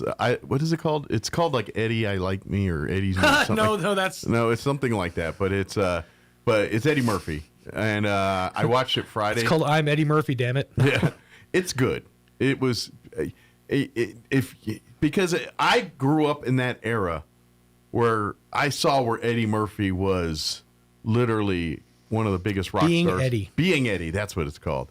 Because it really talks about that era, because I grew up in it, where he was really that rock star. Like when Delirious and Raw, I mean, he was, and this was before the internet, and before, I mean, really, when you look at it, of that time, it was like Prince, Michael Jackson, Whitney Houston and Eddie Murphy. Yeah. Like, those were like the superstars, and they did all of that at a level that wasn't with internet. That wasn't with. It was all through movies. It was all through television. It was all through music. It was all through interviews, and it wasn't. But anyway, it's a really good documentary. I definitely want to check it out because I love, especially that era of like prime Eddie. I mean, if you go back to, to like you were talking about Raw and Delirious, the two of the best stand-up specials maybe of all time. Yeah. But specifically though, that hang on, I just had a thing pop up. But I love that genre of acting and comedy. But the other thing is there was such, and this is something that we'll never experience again, thanks to how separated we all are with our viewing habits, is monoculture. Yeah. It was so much easier once you got to that level to be a celebrity because everybody's eyes and ears were focused on one place. Right. It's MTV, it's what's dropping in record stores, and that was our collective culture. But now we're so spread out that it's and I think it's interesting that all these documentaries are coming out about that monocultural time, like the Eddie Murphy one, like the John Candy one that just recently came out. Right. It harkens back to that simpler time. Like, well, we'll never have a MASH finale again. Yeah. And this, to be honest, this is why I'm not trying to play this better generations or anything, but if you want to understand the Gen X id, that's really because that's what we grew up in, that monoculture, right. Everybody's kumbaya, and everybody. It was even more centralized back then with the 3 channels. Yeah. And, and everybody experiencing things collectively, like the Challenger explosion. Everybody experienced that through literally one place, and that was probably CNN. Right. Even now you have it's like, well, I watched it on CNN. Well, I saw it on Fox. I saw it on Newsmax.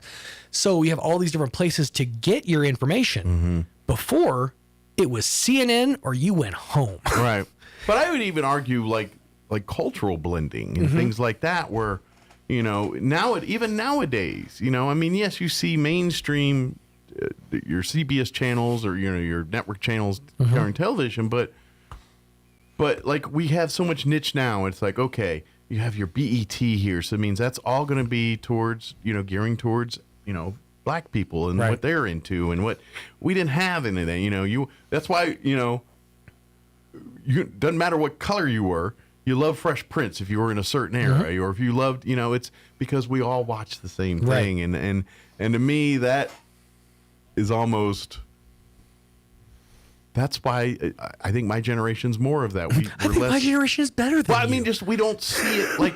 No, I understand where you're coming we grew up in the people before us were divisive. Right. The people now that seem after us are divisive. We were the ones in the middle. We were kind of kumbaya with everybody. I will say that it seems like that the meme, the meme culture is going to be the new monoculture. Right. And by that I mean we share collectively the same. Like now the conversation's less like, oh, did you see what happened last night on Family Matters, and more like, oh, did you see that one meme? Right. That I hear that that's the start of a lot of conversations. So I think that's like the new monoculture for today. Yeah, I could see that. But I mean, I think that's just because we were just putting a pot together and said figure it out. You know what I mean? And we did. That's what I say. I say figure it out. Figure it out.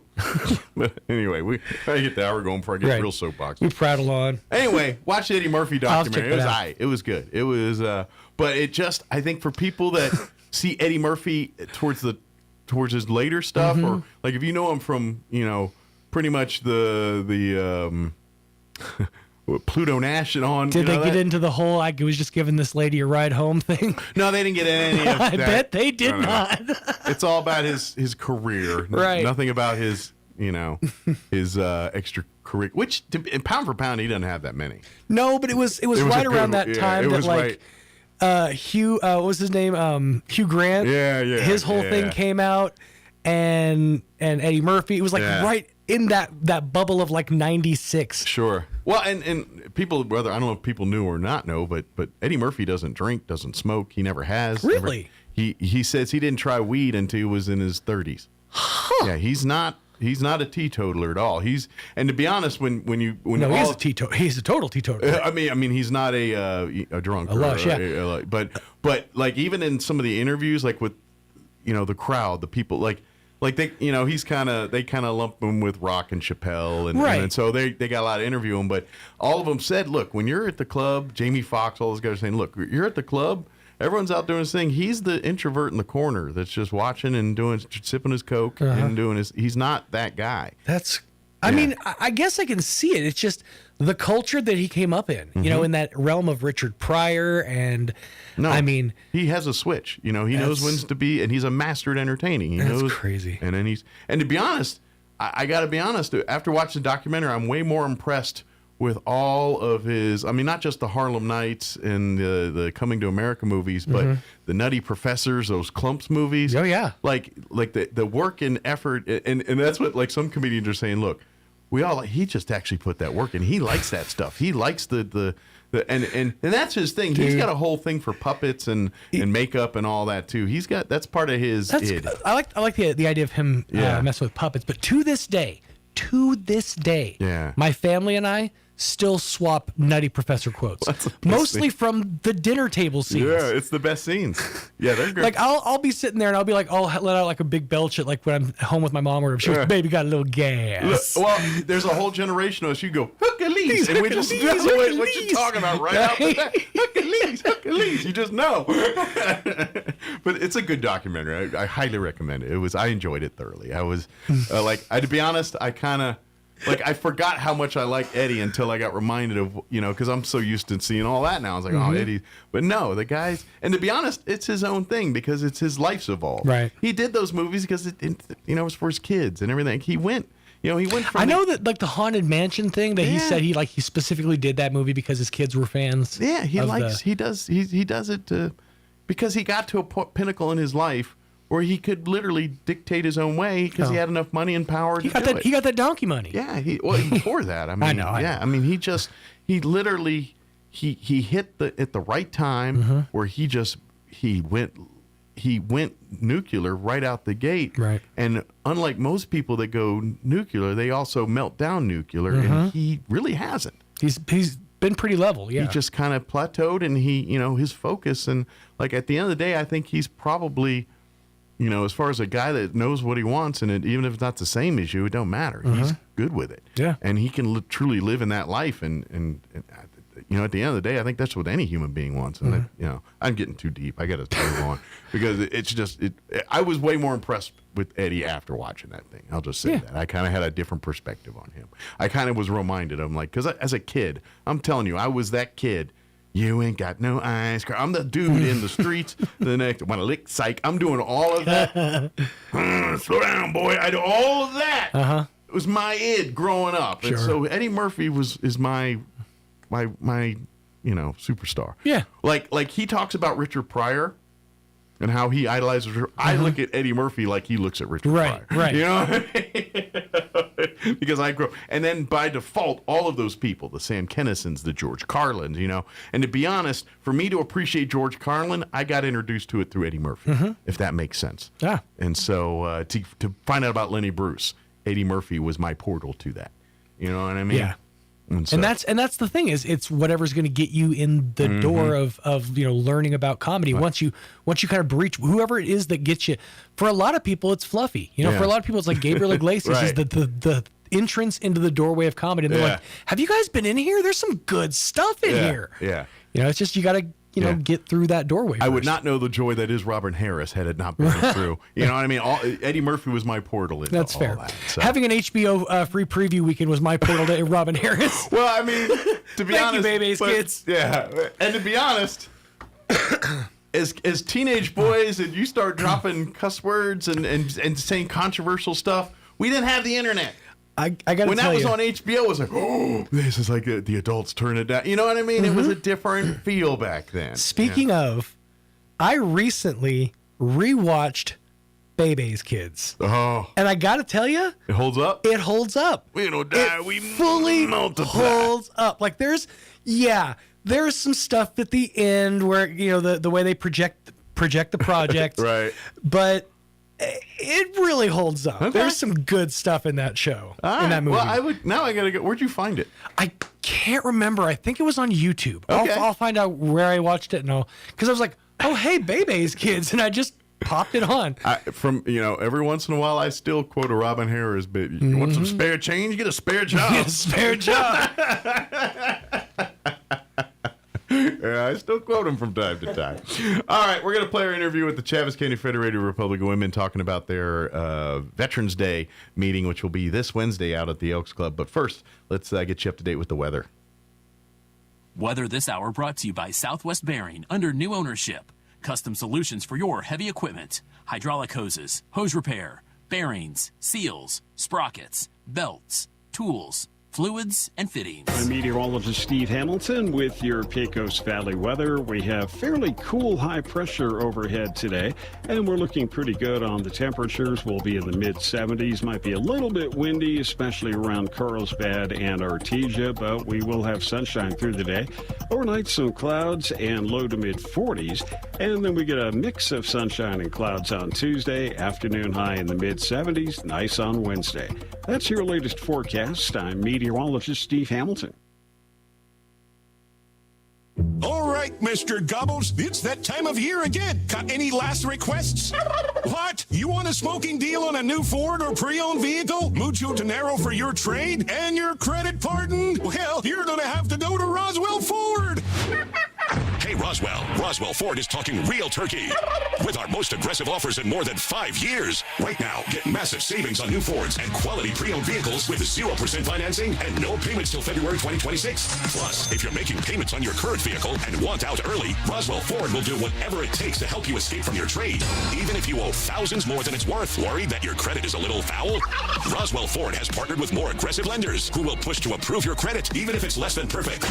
All roads lead to huge American-made savings and a better buying experience. Get on board at Roswell Ford, 821 North Main Street in beautiful Roswell. Call 575-623-3673 or online at roswellford.com. 0 APR for 48 months is $20.83 per thousand financed. Interest accrues from date of sale. Subject to lender approval. On select vehicles. Offers not combined. When managing a chronic illness, access to the right treatments makes all the difference. Artesia General Hospital's Infusion Center provides IV therapy and biologic treatments, so you don't have to travel far for care. Expert infusion therapy right here in Artesia. Call 575-736-8256 today to learn more. Are you still dealing with that toothache? Or are those wisdom teeth bothering you? This is Dr. Sarah Usher at Carabelli Dental, and we've got you covered. From root canals and implants to crowns and dentures, we have advanced treatment options for you. Our team is focused on every detail to give you a personalized and professional experience. Discover dental care that's comfortable, modern, and made just for you. Come visit us at Carabelli Dental, where your best smile begins here. Come see the team at Carabelli Dental or call 575-622-4455. Rio Pecos Medical Associates proudly welcomes Dr. David Fuccinari, OBGYN. With advanced training in minimally invasive techniques, Dr. Fuccinari is the first in our community to offer robotic surgery for women experiencing heavy or painful periods, pelvic pain, uterine fibroids, and more. Dr. Trevor Miller, Family Practice and Obstetrics, provides prenatal and OB care along with comprehensive primary care for the whole family, including wellness exams, acute visits, chronic disease management, skin procedures, and joint injections. Rio Pecos has expanded care once again by adding pediatrics. We welcome Kim Hansen and Rihanna Shaw, both experienced pediatric nurse practitioners who share our commitment to compassionate, patient-centered care and who have earned the trust of our community over the years. Book your appointment for OBGYN, family practice, or pediatric care online at riopecosmed.com or call 575-622-6322. Rio Pecos Medical Associates, advancing health and wellness for every generation. Pecos Valley Broadcasting has immediate entry and experience level and radio and live stream video sales executive positions open in Artesia and Carlsbad. You'll work with our amazing team to build and maintain accounts and dive into advertising and marketing promotions. Experience in sales is preferred and bilingual opportunities are available. Base guarantee plus bonuses and commissions. Apply now. Email your details or resume to hireme@pvbcradio.com. Take your career to the next level with Pecos Valley Broadcasting, an equal opportunity employer. Here's a Mornings with Mike Winters fun fact. The catfish has over 27,000 taste buds. Do you think they prefer fried or blackened? Here's Mike Winters. And welcome back to the morning Republic show. Women. And Rhonda joining us Jasper in studio and this morning Toby from the Fratt chat. back with us this morning. Good morning, ladies. Good morning. It's been a minute since I think we've had both of you back in studio with us, but Yes, welcome yes. back. Thank you so Glad much. to be here. Which, of course, we are talking about the special. I mean, all the Federated Republican Women's are special, good man. This is kind of the extra special one. It is. Absolutely. This week is the Veterans Day celebration, annual event that you do every November for veterans here. And I would probably easily say your biggest attended, probably, meeting of the year. It just depends, but we sure hope that all of our veterans, if Yeah. you're a veteran and you haven't let us know you would like to come, please come and have lunch on us. Okay? Absolutely. Yeah, they like to honor every veteran with a little Celebrate token them, appreciation, and we like to, bring you up a little bit. And of course, you enjoy a delicious free meal, and We've we got a honor couple you. of little goodies for you too. You never know. You will not leave empty-handed. You won't leave with a car, And but I'm always honored that you guys ask me every year to help do this Absolutely. event. And I'll be there. I think I told people. I don't know if I officially or not. I will be there. I've just been doing 37 things. I'm like, did I tell people? I don't remember, but I will be there. I will But, make sure you're on the list. Good deal. But yeah, it is such. You ladies, the organization does such a great job of that Veterans Day event each year. You always get a great person to speak each year, and literally you come and shake every veteran's hand, come up for a Absolutely. handshake and some gifts and appreciation, and it's so. Please bring your family and friends. Bring those veterans. Bring even the ones that are a little shy about this kind of stuff. Come and come. You'll be with like-minded people. Yeah, and you won't be put on the spot. No. We come just up, want we'll to shake your honor hand, who you are You're and not what gonna do you've done. speeches or do a Right. dance or anything that would make you uncomfortable. Just come up and Have a meal. and thank goodness they do an amazing job. They're over at the Elks to Sergio provide- takes good care of it. Absolutely. So what's on tap for the Veterans Day meal this year? Do we know? It's ham. Can't go wrong with ham. Nope, can't. So, do you have the And Ham and mashed potatoes and gravy, green beans, salad, dessert. And November's always everyone gets turkeyed out. And so you don't want to hit them with too much turkey now because in about a week here, you're just going to get turkey everything. And it's already kind of that way. So ham is perfect. 'cause It's they're a like, little off. I love it. So it'll be kind of a holiday meal. But like you said, we're going to honor the veterans. And the good news is you're in and out in about an hour.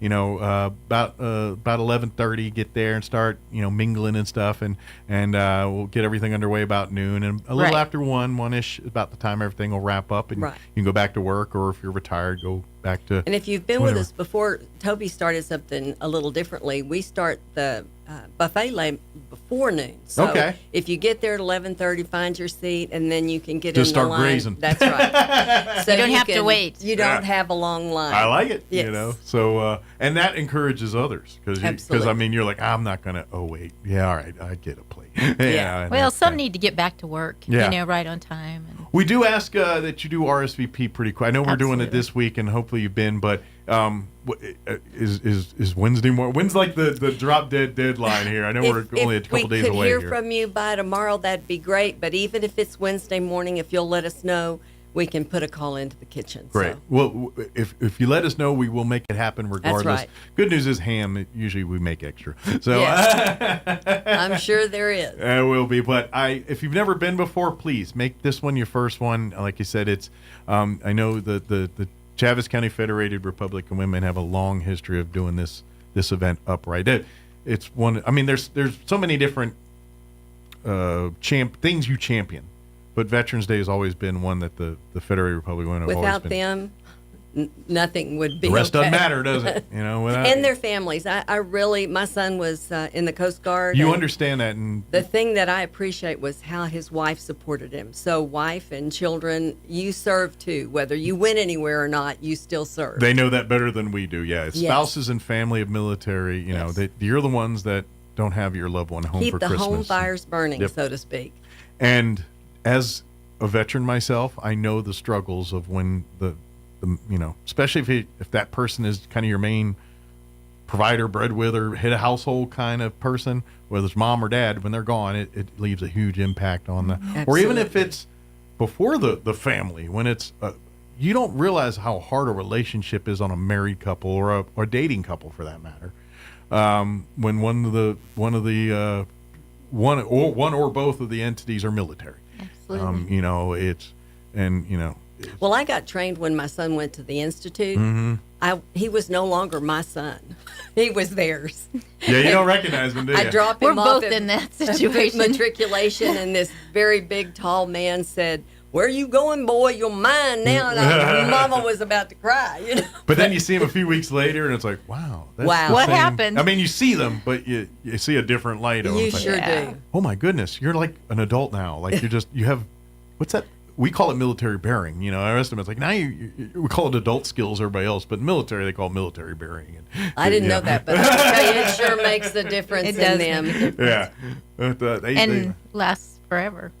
it does. Well, and this is why veterans are veterans. Good, bad, and ugly. I'm telling you right now. Yeah. They were trained a certain way to do a certain thing, and they live their life be like, you know, and depending on, you know, sure, every veteran's like a human being, and they all have unique likes and but when you're all trained in the same id, and it works, and so you tend to like that's why you see veterans, even especially they, you know, even if they only did a couple years, they ingrain things like you won't.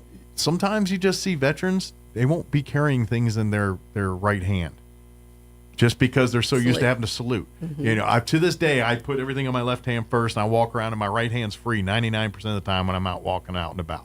That's something I wouldn't even Yeah. I wouldn't have recognized realized that. It's just you're habitually, because you got to get your salute on real Yeah. quick, you know. Makes sense, though. Wearing your backpack, like a lot of times it's either both or over the left shoulder, never over the right shoulder, you know. Wow. Just habitual things of this Yeah. day. Checklists, how your brain prioritizes and troubleshoots problems, logistics, because they teach you those skills in the military, and they translate to life afterwards. And that's why military veterans are kind of the way they are. It's the good and the bad, where we want nothing to do with some of the things, but when the mustard hits the bread here, they're usually the first ones, you know, diving in to take care of it here. So that's the veteran id, and that's how it is. The good, bad, but so put that aside for Wednesday, whether you want to be out a part of the public or not, and come join us. And again, this is the same message I tell all veterans when I encourage veterans to attend veterans events. It's part of your role as a veteran. I know you don't, you know, as to when you signed up on the dotted line to do what you do for our country, to protect our nation and preserve its identity for the next generation. This is that next part, because now we got to inspire the young people to do what you did, to be on, and the only way they know the nobility of what you did is events like this, because the rest of the stuff you did, you can't talk about half of it, or you choose That's not true. to, or don't want to talk. Yeah, really true. And I completely understand that for your own protection or others, and whatever that is. Mhm. So this is the way we inspire that next generation to put people that are willing to pay the ultimate sacrifice.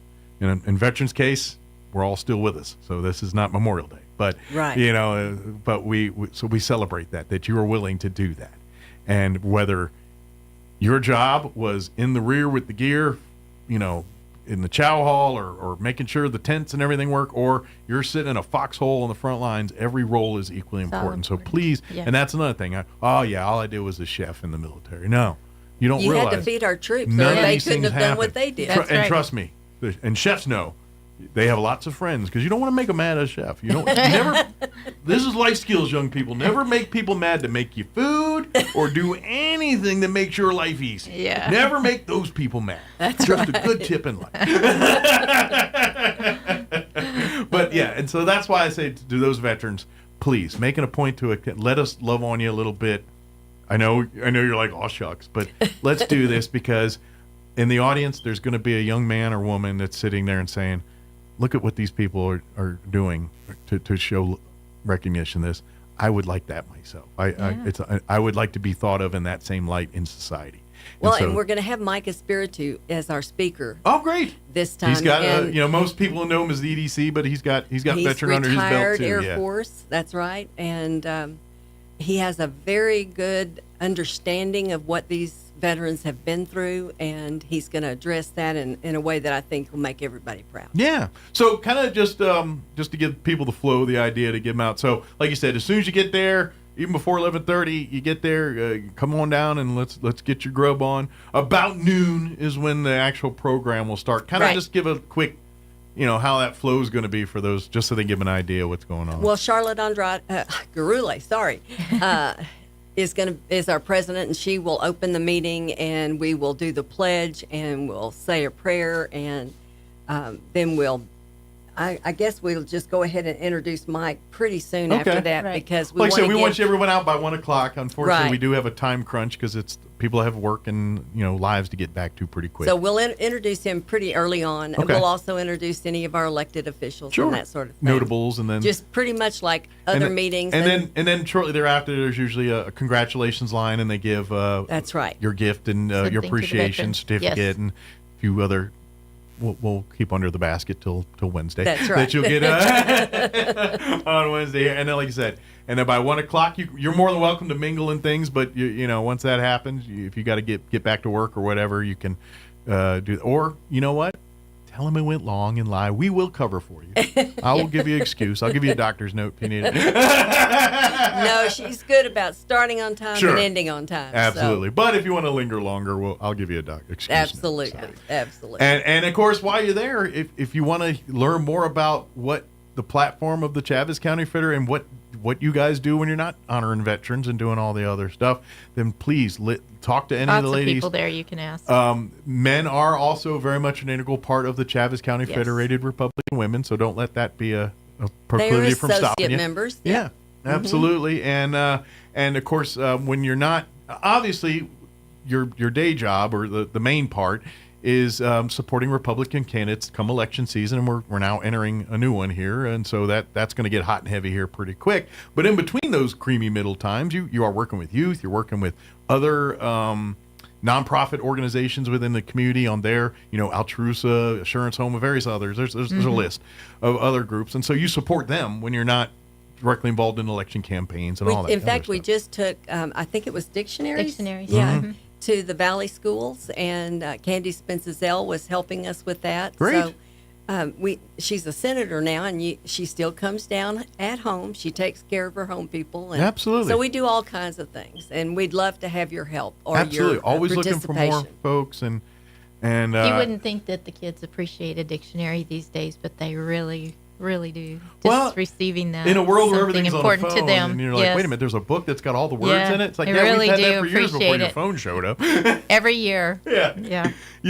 I love how they're amazed at old technology, like it's new technology. That cracks me. But it's something theirs and Do you mean something you can watch useful. the movie whenever you want? You just put it in this machine? Yeah, that's how this works nowadays. These DVDs are cool. It's like, well, you wait till you see VHS tapes. No, I'm just kidding. No, those are actually not good technology. Oh, I'm gosh, glad I we went to remember something a little more. rewinding. Oh. Yeah. Well, trust me, there's generations of family trying to put all those still to this day VHS tapes onto something CDs more or either in the something. cloud or on a DVD or whatever the latest I and bit greatest. the bullet and took all mine down to someone and had them transferred because I thought it's going to happen. Just going to. That's a good idea. That's the problem with getting old is all our old memories are on old outdated technology. We got to upgrade or we'll never see it again. And different, and you don't even have the machine to play them anymore after a while. So I don't know, and we're the unique generation that, because let's face it, before us they weren't having.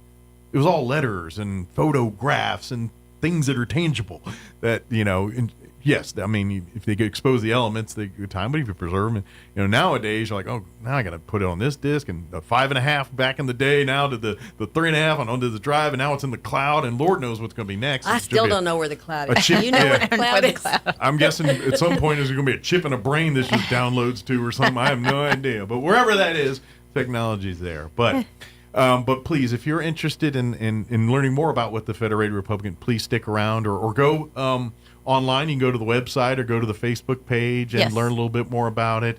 And but please, if you've never been, you know what? This Wednesday is a perfect time for a first time checking out a. It's a fun meeting. Like- we like have a- a lot of fun. yeah. Meet a lot of people. It's more one of our celebration Yes. meetings than a business meeting. Yeah. But we are Absolutely. in that season because next month of Christmas there'll be business. But everyone's got Christmas on the brain. Yeah.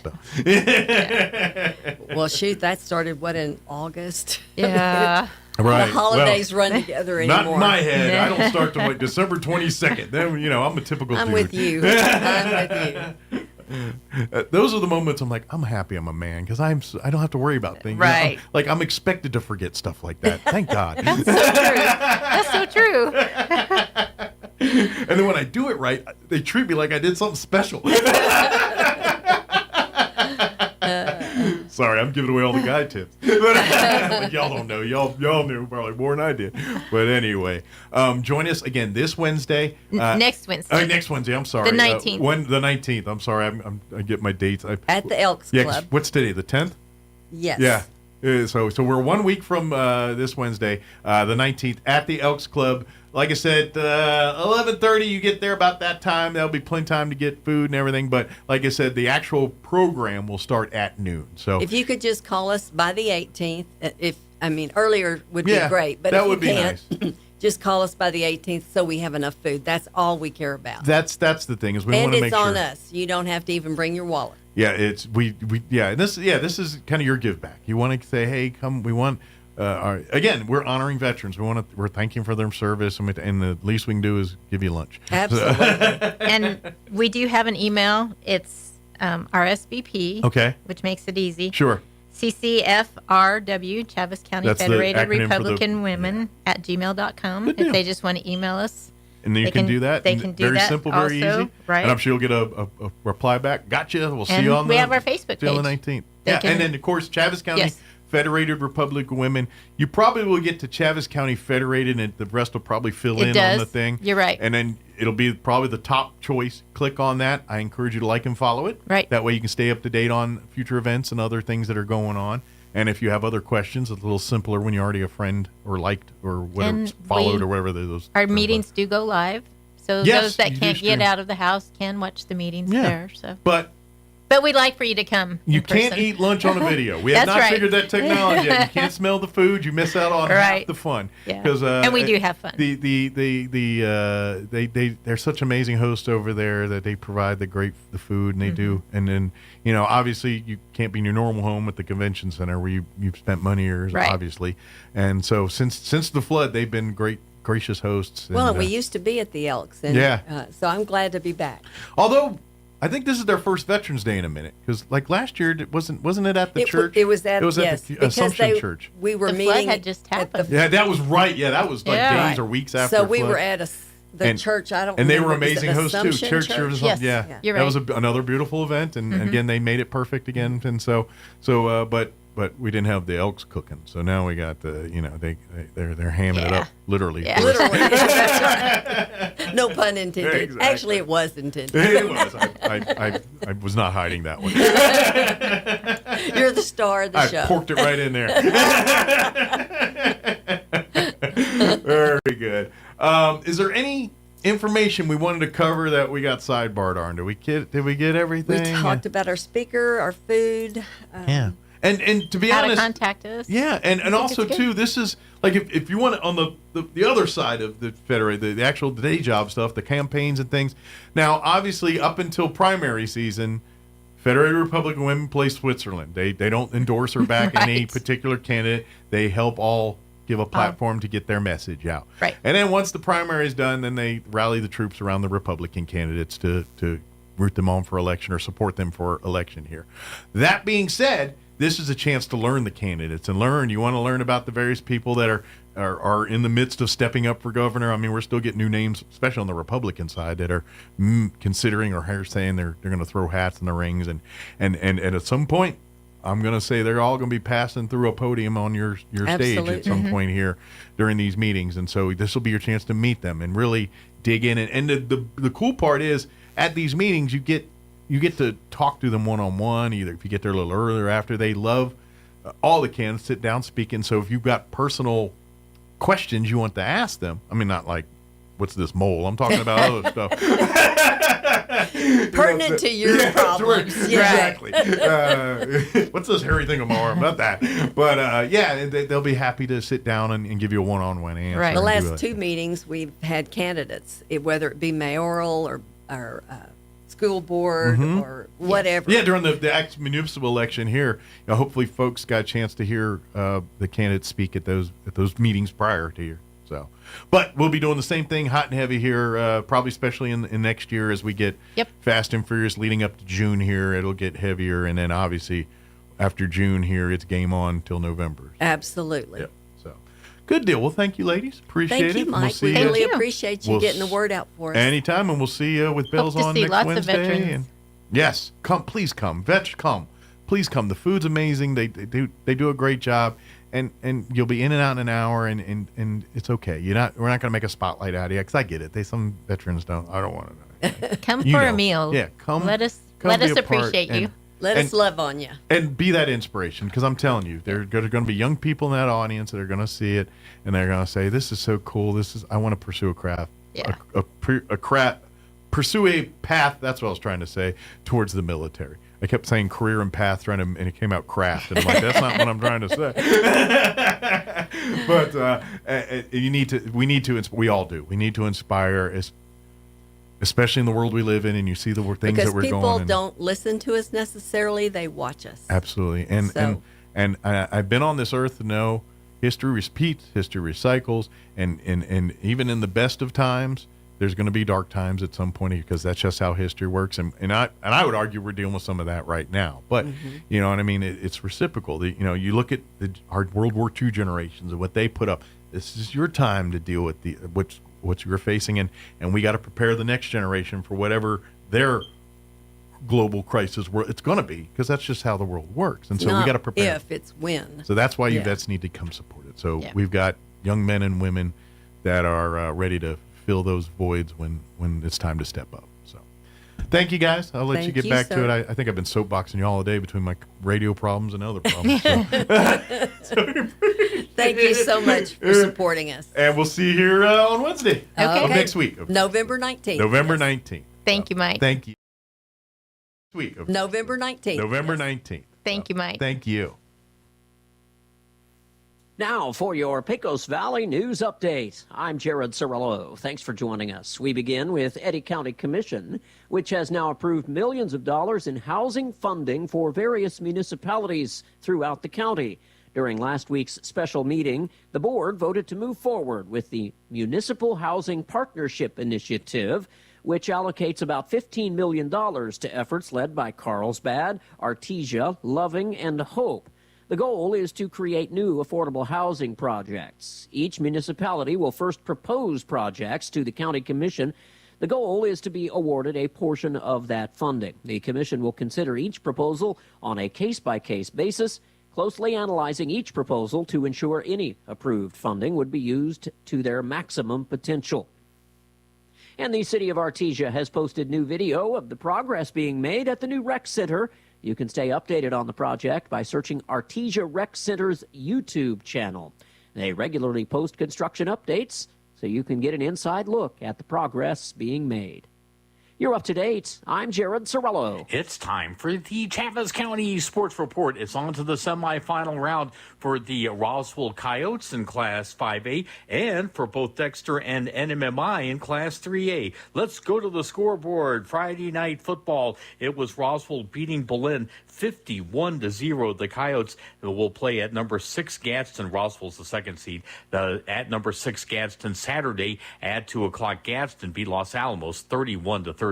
Meanwhile, Goddard's season comes to an end in Class 5A, losing against Lovington by a score of 28-14. In 3A, number 2 Dexter wallops Ruidoso 57-6. They'll play number 3 Hope on Saturday. And NMMI, the 5th seed, beats Pewaukee on the road 42-28. They'll play at St. Mike's, the top seed, Saturday at 1 o'clock. The Sports Report brought to you by DSI. Call DSI for all your office technology needs. I'm Eric Butler at Roswell's Talk FM 106.5. I'm meteorologist Steve Hamilton with your Pecos Valley weather. We have fairly cool high pressure overhead today, and we're looking pretty good on the temperatures. We'll be in the mid-70s. Might be a little bit windy, especially around Carlsbad and Artesia, but we will have sunshine through the day. Overnight, some clouds and low to mid-40s, and then we get a mix of sunshine and clouds on Tuesday. Afternoon high in the mid-70s. Nice on Wednesday. That's your latest forecast. I'm meteorologist Steve Hamilton. All across America, this is the Red Apple Audio Network's Market Report, sponsored by Abacus Global Management. Good morning. NVIDIA will report earnings on Wednesday, and that could affect whether the AI trade continues. After some down days last week, the NASDAQ did snap a 3-day losing streak. That was before Warren Buffett's Berkshire Hathaway revealed a $4 billion stake in Google parent Alphabet.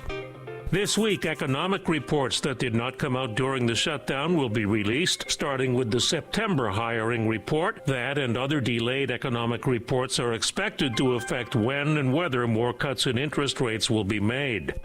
Mercer Advisors told CNBC that investors are pricing in so much future growth in AI that they really can't measure yet. That is spurring swings in stocks. There's news on tariffs. A senior White House aide says the U.S. plans to eliminate tariffs on beef and coffee, and the U.S. has agreed to lower tariffs on Switzerland and plans to lower them on India, too. The Wall Street Journal says this is a shift because of rising prices that have gotten more and more attention after recent elections and with the holidays coming. With business, I'm Joe Connolly. This is the Red Apple Audio Network's Market Report, sponsored by Abacus Global Management. What if the future of finance wasn't built around averages, but around you? At Abacus Global Management, we're reshaping financial planning around the most personal data point, your lifespan. But it's more than just insight, it's control. As a technology-driven asset manager, we're empowering investors with an integrated system to take command of your time, your future, your financial destiny. This is a new era of investing. Take control at abacusgm.com. Some vehicles take you places. The Ford Bronco takes you everywhere. Where the pavement ends, the story begins. And the 2025 Ford Bronco is ready to lead the way. Right now, Carlsbad Ford has a big selection of Broncos on the lot, each one discounted with a special price for November. Plus, there's up to a $2,500 rebate on these rugged, adventure-ready Broncos. Don't wait. Come get the Bronco you've always wanted today at Carlsbad Ford on West Pierce in Carlsbad. Here's a Mornings with Mike Winters fun fact. You burn more calories sleeping than you do watching television. For the ultimate workout, fall asleep in front of the TV. Here's Mike Winters. And good morning. It is 8:57. Got a couple minutes here before top of the hour news. Stay tuned next hour at around 9:15 or so. We're going to have Elliot Rodriguez with Loan Depot join us for his monthly visit. He always comes in with just good advice on. He's the guy you see when you're going to get a new home. He's the guy you should see first to secure the finance and know exactly how much money you have. So, you go in, then when you go look for your house, you're not flying blind. But he helps that process, and he loves really working with first-time home buyers. So he'll join us next hour, and we'll have as we do every month, a great conversation with him. Don't forget, yes, high school playoff football does continue. The Roswell Coyotes, they won 52-0 on Friday. Artesia Bulldogs won their game on Saturday. Unfortunately, Goddard, they lost a tough one to Lovington Saturday afternoon, so their playoffs are done for this season. But the Coyotes will be in action Saturday at 2 o'clock. They have to travel to take on the 6th seed, the Gadsden Panthers. And I know people are like, wait a minute. Roswell's the 2 seed. Gadsden's the 6 seed. Why are we going to Gadsden? Because they're in the semifinals. At that point, home is determined by who owes who. The last time these two teams met up in the playoffs, the game was in Roswell. So now Roswell has to go to Gadsden to play that game. So that game will take place at 2 o'clock. We will have it for you, audio only. You can catch the game right here on 106.5 Roswell's Talk FM. Kelly and Art will be, hopefully Art will be back to join us here for the broadcast on Saturday. And we'll have that for you right here on 106.5 Roswell's Talk FM and, of course, audio only at ksvptv.com. The Bulldogs with their advance, and they will take on Lovington. That game will take place on Saturday, 1 p.m. That game is in Lovington again. It's a 1-3 seed. You're like, hey, wait a minute, because last time these two teams met up, they played in Artesia, so that game's going to be in Lovington. That's a 1 p.m. game, audio only, on the radio at 9:90 a.m. For those in Artesia. If you want to catch the game here, your best bet is to catch the audio only broadcast, ksvptv.com. in the Artesia Bulldog channel. But we will have those games for you on Saturday. Again, Bulldogs in action at 1 o'clock, Coyotes in action at 2 o'clock this Saturday. All right, it is time for Town Hall News. We'll be back here on the other side of news. Don't go away. You're listening to Mornings with Mike Winters. Good morning, everybody. Roswell's home for talk radio is 106.5 FM, KEND Roswell. News this hour from Town Hall. I'm Greg Clugston in Washington. Airlines are resuming their normal schedules now that the commercial flight restrictions imposed during the government shutdown have been lifted. As of 6 a.m. Eastern Time this morning, airlines have the green light to resume regular flight schedules following a joint announcement from Transportation Secretary Sean Duffy and FAA Administrator Brian Bedford. During 10 days of restrictions, 40 major hubs were impacted in the U.S., including New York, Chicago, Los Angeles, and Atlanta, due to safety concerns from staffing shortages and long hours at air traffic control facilities. The restrictions affected thousands of flights across the country over that time. George Williams reporting. President Trump has ended U.S. tariffs on beef, coffee, fruit, and other food items that have become more expensive. He even admitted to reporters that in some cases, tariffs may increase consumer prices. It remains to be seen if or by how much prices are affected by the move.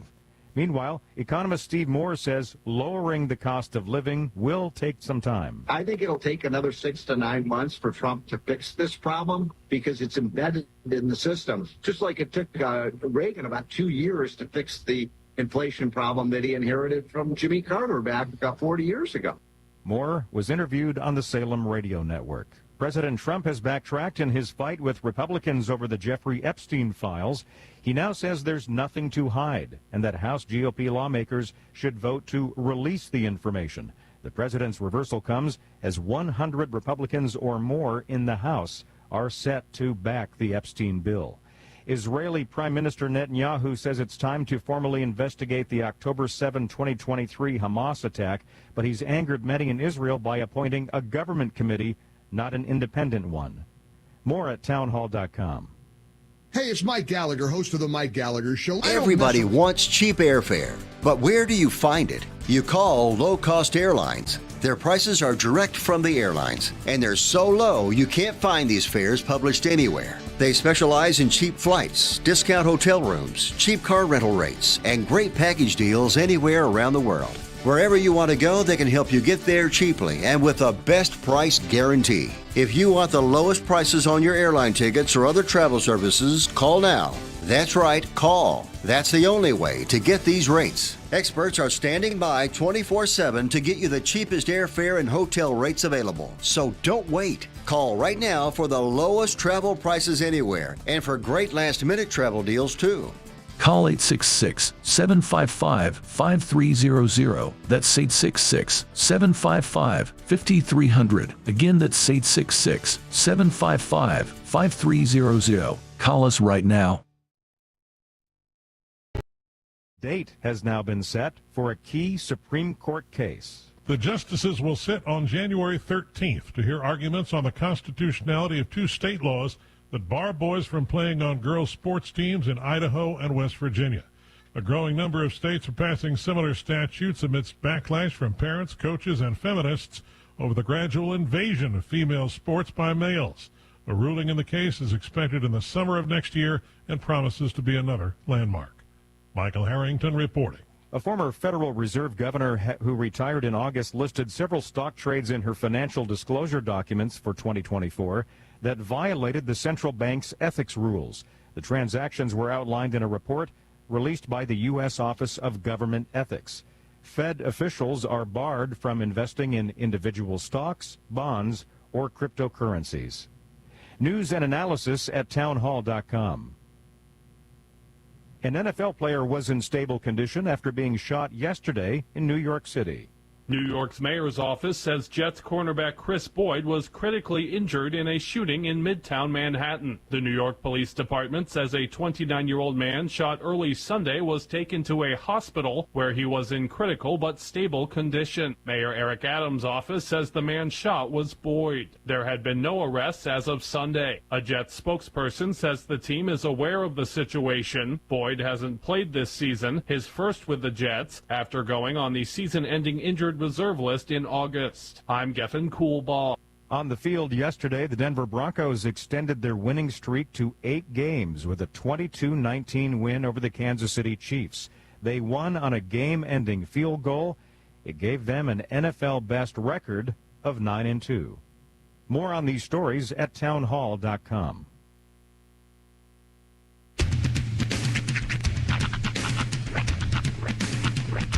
What in the wide, wide world of sports is going on here? I promise you, whatever scum did this, not one man in this force will rest for 1 minute until he's behind bars. Now let's grab a bite to eat. Yeah, come on. I feel the hot wind on my shoulder and the touch of a world that is older. I hit the switch and check the number. I leave it on and then I slumber. I hear the rhythm ringing through it. Flamenco guitar and cumbia music. I hear the talking of the DJ. The abolition, what does he say? I'm on a Mexican radio. I'm on a Mexican radio. Broadcasting live from high atop the J.P. White Building in downtown Roswell, New Mexico. It's Mornings with Mike Winters on 106.5 Roswell's Talk FM. Is that what I sound like when I talk? Now, here's your host, Mike Winters. And good morning. It is 6 minutes after 9 o'clock. Welcome to hour number 2. Three. Tres Infiernos. Mornings with Mike Winters. Happy Monday, everybody. That's right. Yeah, you're listening to Mornings with Mike Winters right here on 106.5 Roswell's Talk FM. Yep, look at the trees. This one's bare. I know. You know, that one's brown. It went quick too. Yeah. Like we were driving around on Friday, and Rhiannon even pointed out. She's like, "Wow, the leaves are really changing quick." Yeah. I'm like, "Watch, they're gonna fall even faster." Yeah. And just like I said, like I called it, they're stripped bare. There's still a few on the tree across the way. Yeah, but, there's some brown. There's actually a little bit of green mixed into that tree. But yeah, our weed tree's pretty bare. It's down to its bare weeds. Yeah. Yeah, and if you'll notice, like I parked underneath it. Actually, that's how I noticed the greens. All of the green is tinted with brown, so it's on its way out. It is. Give it a few more days. Yep. A few more cool nights. A breezy day, and they're all gone. They're all on your grass. That's right. In the street. Now, I understand that the urge to rake is there. But folks who are more environmentally savvy will tell you, leave them there. Leave them there. Because they provide a natural compost for the soil below. Yeah, although I think there is too much of a good thing. Sure, if you're like buried under like 13 feet of leaves, you might want to strip away a layer or two. But they say leave a base layer of leaves there because eventually, that will compost down and mulch into your soil, making your soil more nutrient rich, but also it's just generally better for the environment. You know what? If you have questions about anything you just said, call the extension office. Oh, I was going to say ask Sean. Or ask Sean. Yeah. Or call the extension office. Yeah. I'd be happy to tell you. Or just as a fun, side mission. Call Roswell Seed. They could help you out. They could probably answer some questions for you. So. Yeah. But, yeah, of course, honest, code enforcement being what it is, you may want to make sure you keep your sidewalks and the streets clear. But, your yard is your yard. And I know HOA's out there yelling at me. And I will tell you this. I'll give a lot of advice on a lot of things. Never take lawn or garden care advice from a me. DJ. From me, particularly. Yeah. I I kill things by looking at it. Mike is Jack. I present evidence A. Bob Ross. Mike is Jack the Ripper of plants. But you bring it back. We still need to do that. We still have a cheetah. I still say there was a saboteur on that one. I was sabotaged. I know I was. Sabotaged. What's funny is if it was just like another artist. Like I know it was before that time, but like Greg Birch just sneaks in here and he drops acid on his head. You ever ask Greg if there's like in like the artist community if there's like a rivalry there between like I know he's passed now, but like do artists have like rivalries like that? I don't know, but I'm going to take a stab in saying yes. Yeah. But I would think that there's probably two schools of thought on the Bob Ross in that world. In that he's maybe like above it? One is he's really oversimplifying what we do in a thing that maybe we don't want them to know. Mm-hmm. Or B, you know what? This guy gives us a platform. You know, and I think people care about art because of him. Then if that's their avenue to me, then so be it. Yeah. So I'm guessing that's usually how they look at it. Either he's, okay. He's the Swanson hungry man of artists in the world. You know what I mean? It's like how magicians in the 90s looked at David Copperfield. You're right. Like, all right, buddy. That's like I've heard other magicians say that they couldn't stand David Copperfield in the 90s because he went all Hollywood. Right. And that he lost his roots. Roots. Yeah, his magical roots. I don't know. Like for me, like when it comes to magicians moving needles, I mean, Copperfield was there, but like the reason I think Copperfield was such a big deal to me is they ran a series and it was like maybe 1 to 2 a year. And I think it was on either ABC or CBS, but they ran these specials and they were I remember they were always sponsored by Clorox. Sure. That's how susceptible to advertising I was as a child. But the thing that got me. He got big because literally he did a thing that during a time that we only had 3 channels to choose from. Right. But whereas now that gets buried on Discovery science or something. He did this. Okay, so it started with one special where he was able to levitate and then fly. Right. That was one. And then to start the next special, he literally flew in, which everybody thought was such a cool, big deal.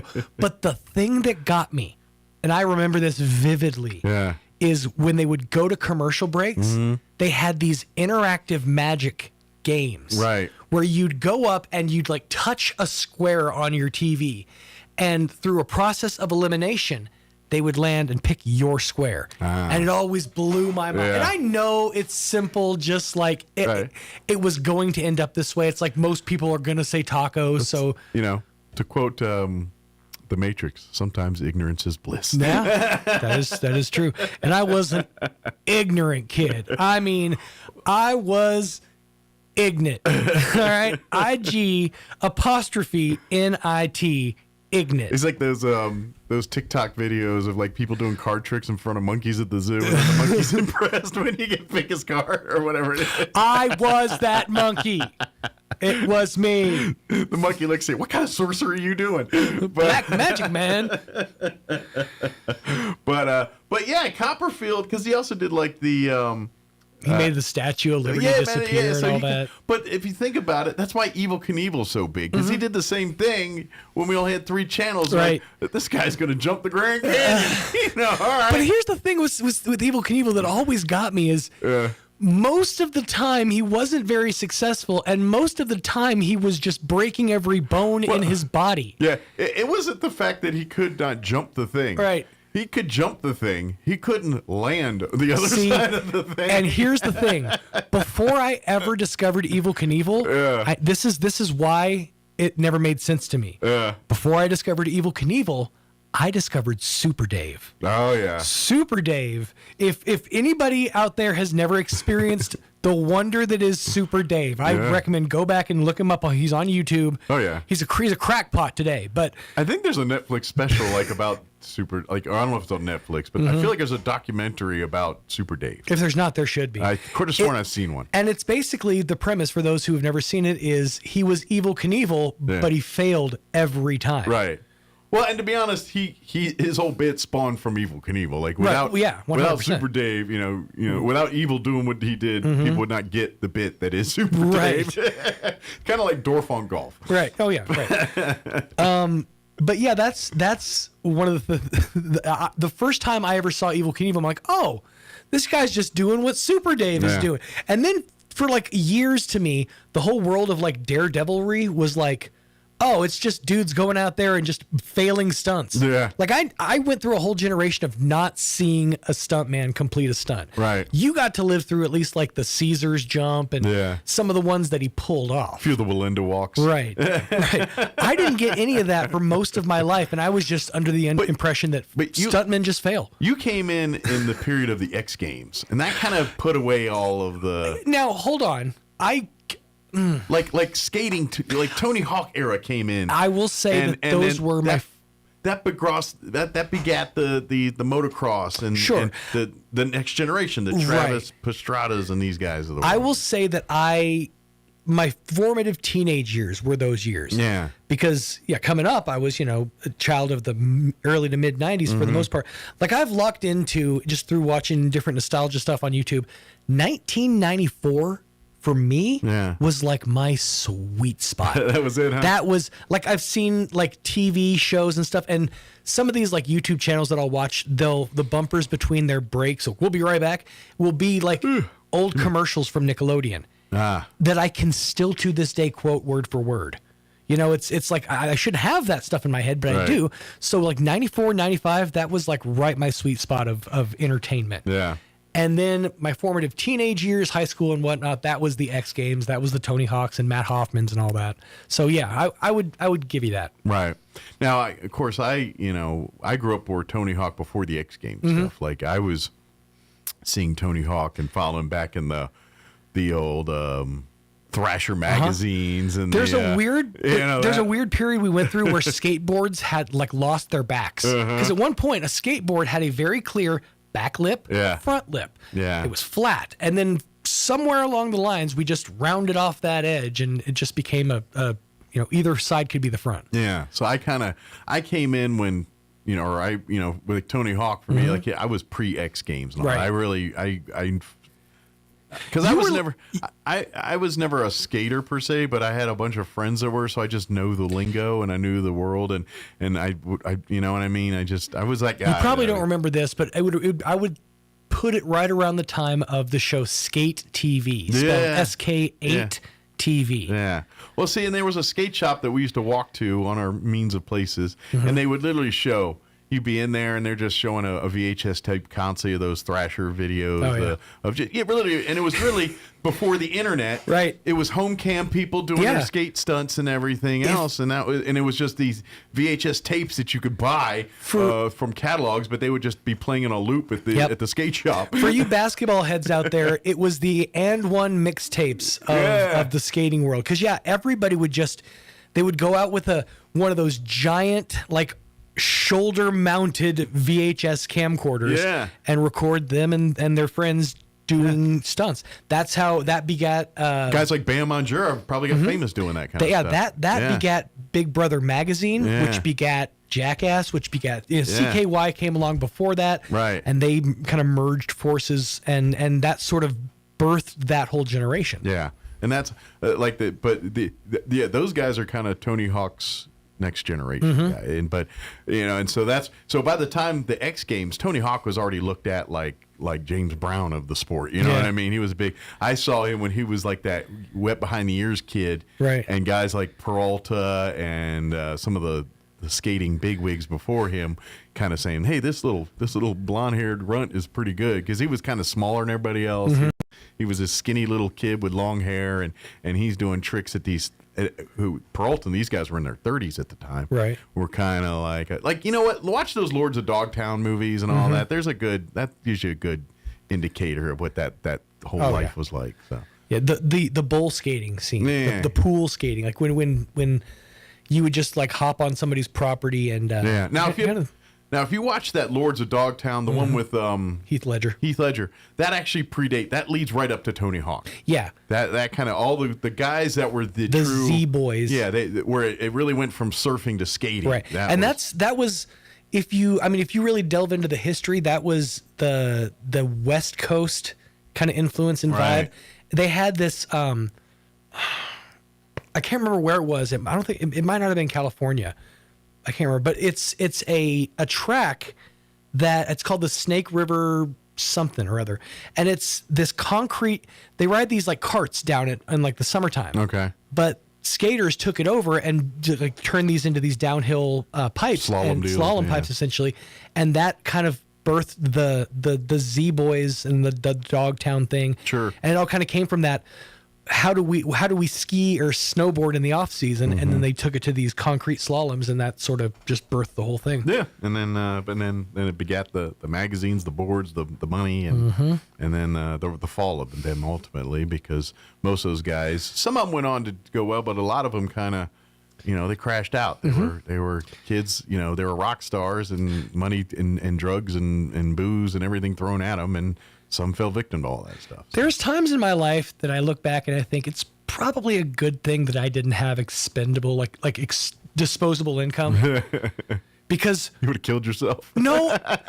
So kids, I was what people like to refer to back in the early 2000s as a poser. I desperately wanted to be a skater. Like I always wanted that lifestyle. I used to rock the Vans, I did the whole thing.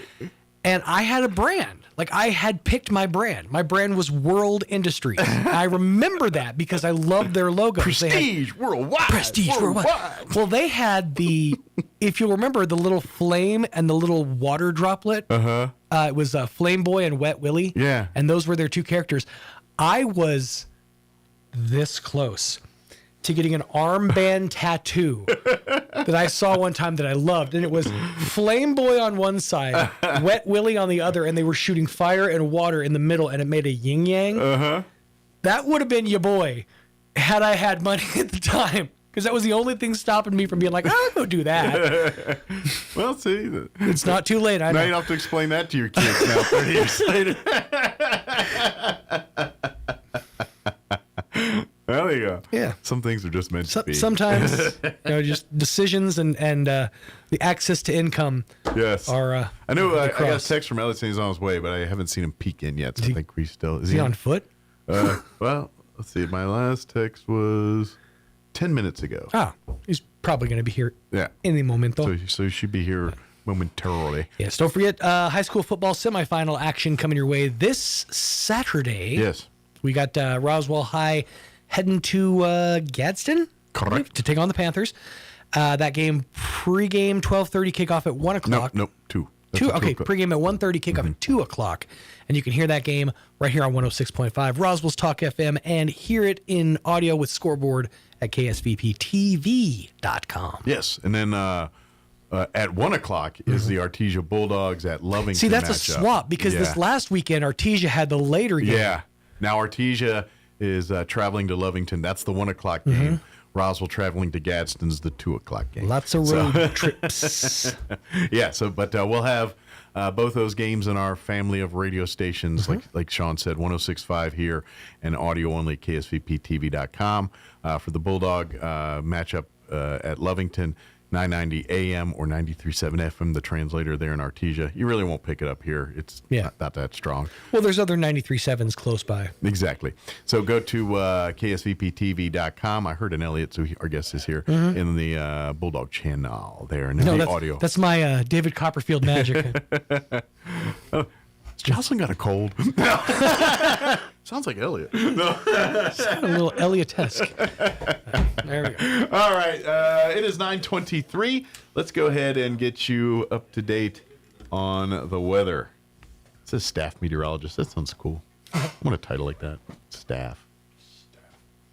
I'm meteorologist Steve Hamilton with your Pecos Valley weather. We have fairly cool high pressure overhead today, and we're looking pretty good on the temperatures. We'll be in the mid-70s. Might be a little bit windy, especially around Carlsbad and Artesia, but we will have sunshine through the day. Overnight, some clouds and low to mid-40s, and then we get a mix of sunshine and clouds on Tuesday. Afternoon high in the mid-70s, nice on Wednesday. That's your latest forecast. I'm meteorologist Steve Hamilton. Thank you, Steve. Currently 68 degrees here in Roswell. Humidity is at 32%. Winds currently out of the west at 18, gusting to 26 miles per hour. Yeah, I see them trees whipping a bit out there and nay-naying. Not only are they whipping, they are nay-naying. Is that still a thing? All right. For today, some kids just groaned. There's a sweet spot that said, yeah. And the others were like, what are you talking about? That's a very niche-y middle. All right. For today, sunny skies, 74 for a high with northwest winds 5 to 10. Tonight, partly cloudy. Of course, at 5 to 10, it's kind of hard to tell you that while at this moment, winds are at 18, gusting to 26. But 5 to 10 for today, folks. Tonight, partly cloudy, overnight low of 43.